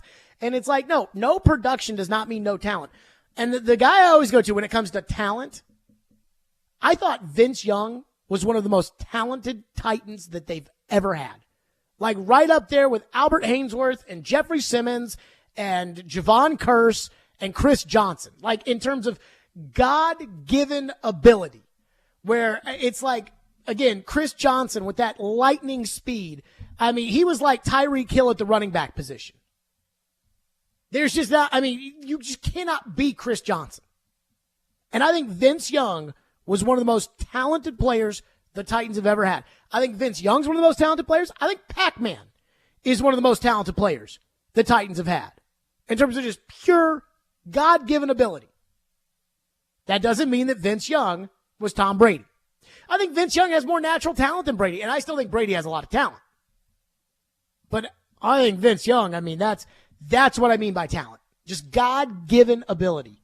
And Burks has talent. He just never stays healthy and can't catch the ball when it's thrown to him. But as far as like making big plays in this league, he can do that. Texter into the text line says, Jared deserved the win. Good for you. Jared deserved the win. I'm buying him a beer on Sunday. Jared, beer's on me. No thank you, Alex, but thank you for the gesture. Ryan in Nashville says, Chris Fowler sounded so disinterested and boring. I didn't think he sounded disinteresting. I just think he sounded like a guy who doesn't cover the NFL. He sounded like a guy who flew in to call the game. And it's like, I only know the things that the media notes tell me because I do college games. And on Sunday, I don't want to watch football because I just spent the whole day doing football the day before. That was my vibe with Fowler. He sounded like a college guy doing a pro game. And I thought Tessitore was kind of that way when he was doing Monday Night Football. So he's a college guy. Doesn't need to be doing a pro game. One texter says, Jared, you can't be more talented with the number of drops and inability to go up and make a play or high point a football, except for the fact that he did make plays last year. Like Treylon Burks made plays in the Giants game. Then he got hurt. Treylon Burks made plays once he got healthy in the Packers game, made plays in the Bengals game. He looked like he was coming along. He scored a touchdown in that Eagles game, which was a great catch, an incredibly dirty hit. I can't believe he held onto the ball. He was knocked out cold in the end zone, but that was it. And then this season, he was making plays, and I remember when he got hurt in Minnesota at the joint practices. And I was like, I don't want to say cancel the season, but that's how big of a factor I thought he was going to be this year. Then he got hurt. Then he came back. Then he got hurt. Then he came back. Then he got hurt again. It's hurt. 615-737-1025 is the phone number. 615-737-1025. Stillman and Company. Boy, we'll get to your phones next. 615-737-1025. 1025, 106 through the game.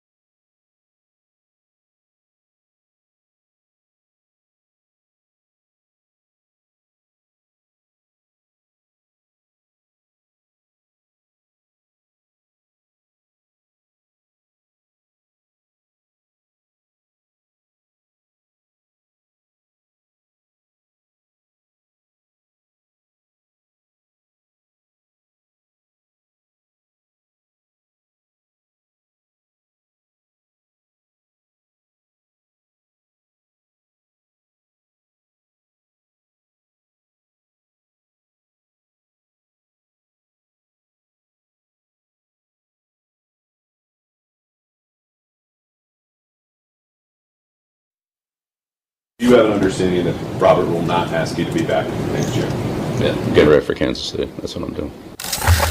Bill, while understanding that you're getting ready for Kansas City, have you and Robert discussed your future beyond the season?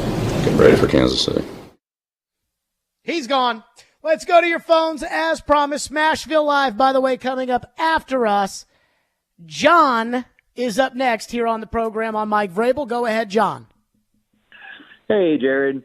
I just wanted to bring up something you mentioned yesterday about when a team in the NFL wins, we forget about all the stupid decisions the coach made. Sure.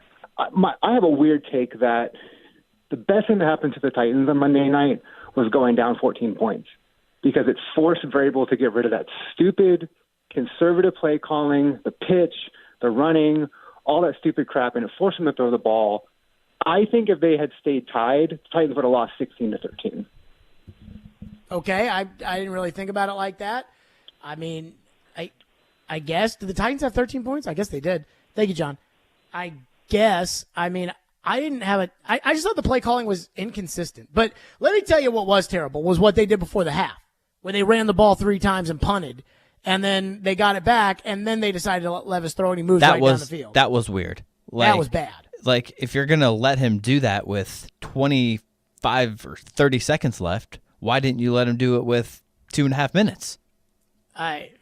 It was strange. They're like, oh, we're not going to do that. Then we'll get the ball back, and then we'll try. Unbelievable. And he did the same thing in Pittsburgh, did the same thing against Indianapolis. Backfired both times. Wildcat is up next here on our program. Thank you for calling. What's up, Wildcat? Yeah, thanks for having me. So a couple things real quick. Did you compare Louis Riddick and Dan Orlovsky to Kevin Harlan earlier, the legend? No, I said that's a real broadcast crew, and what we got wasn't.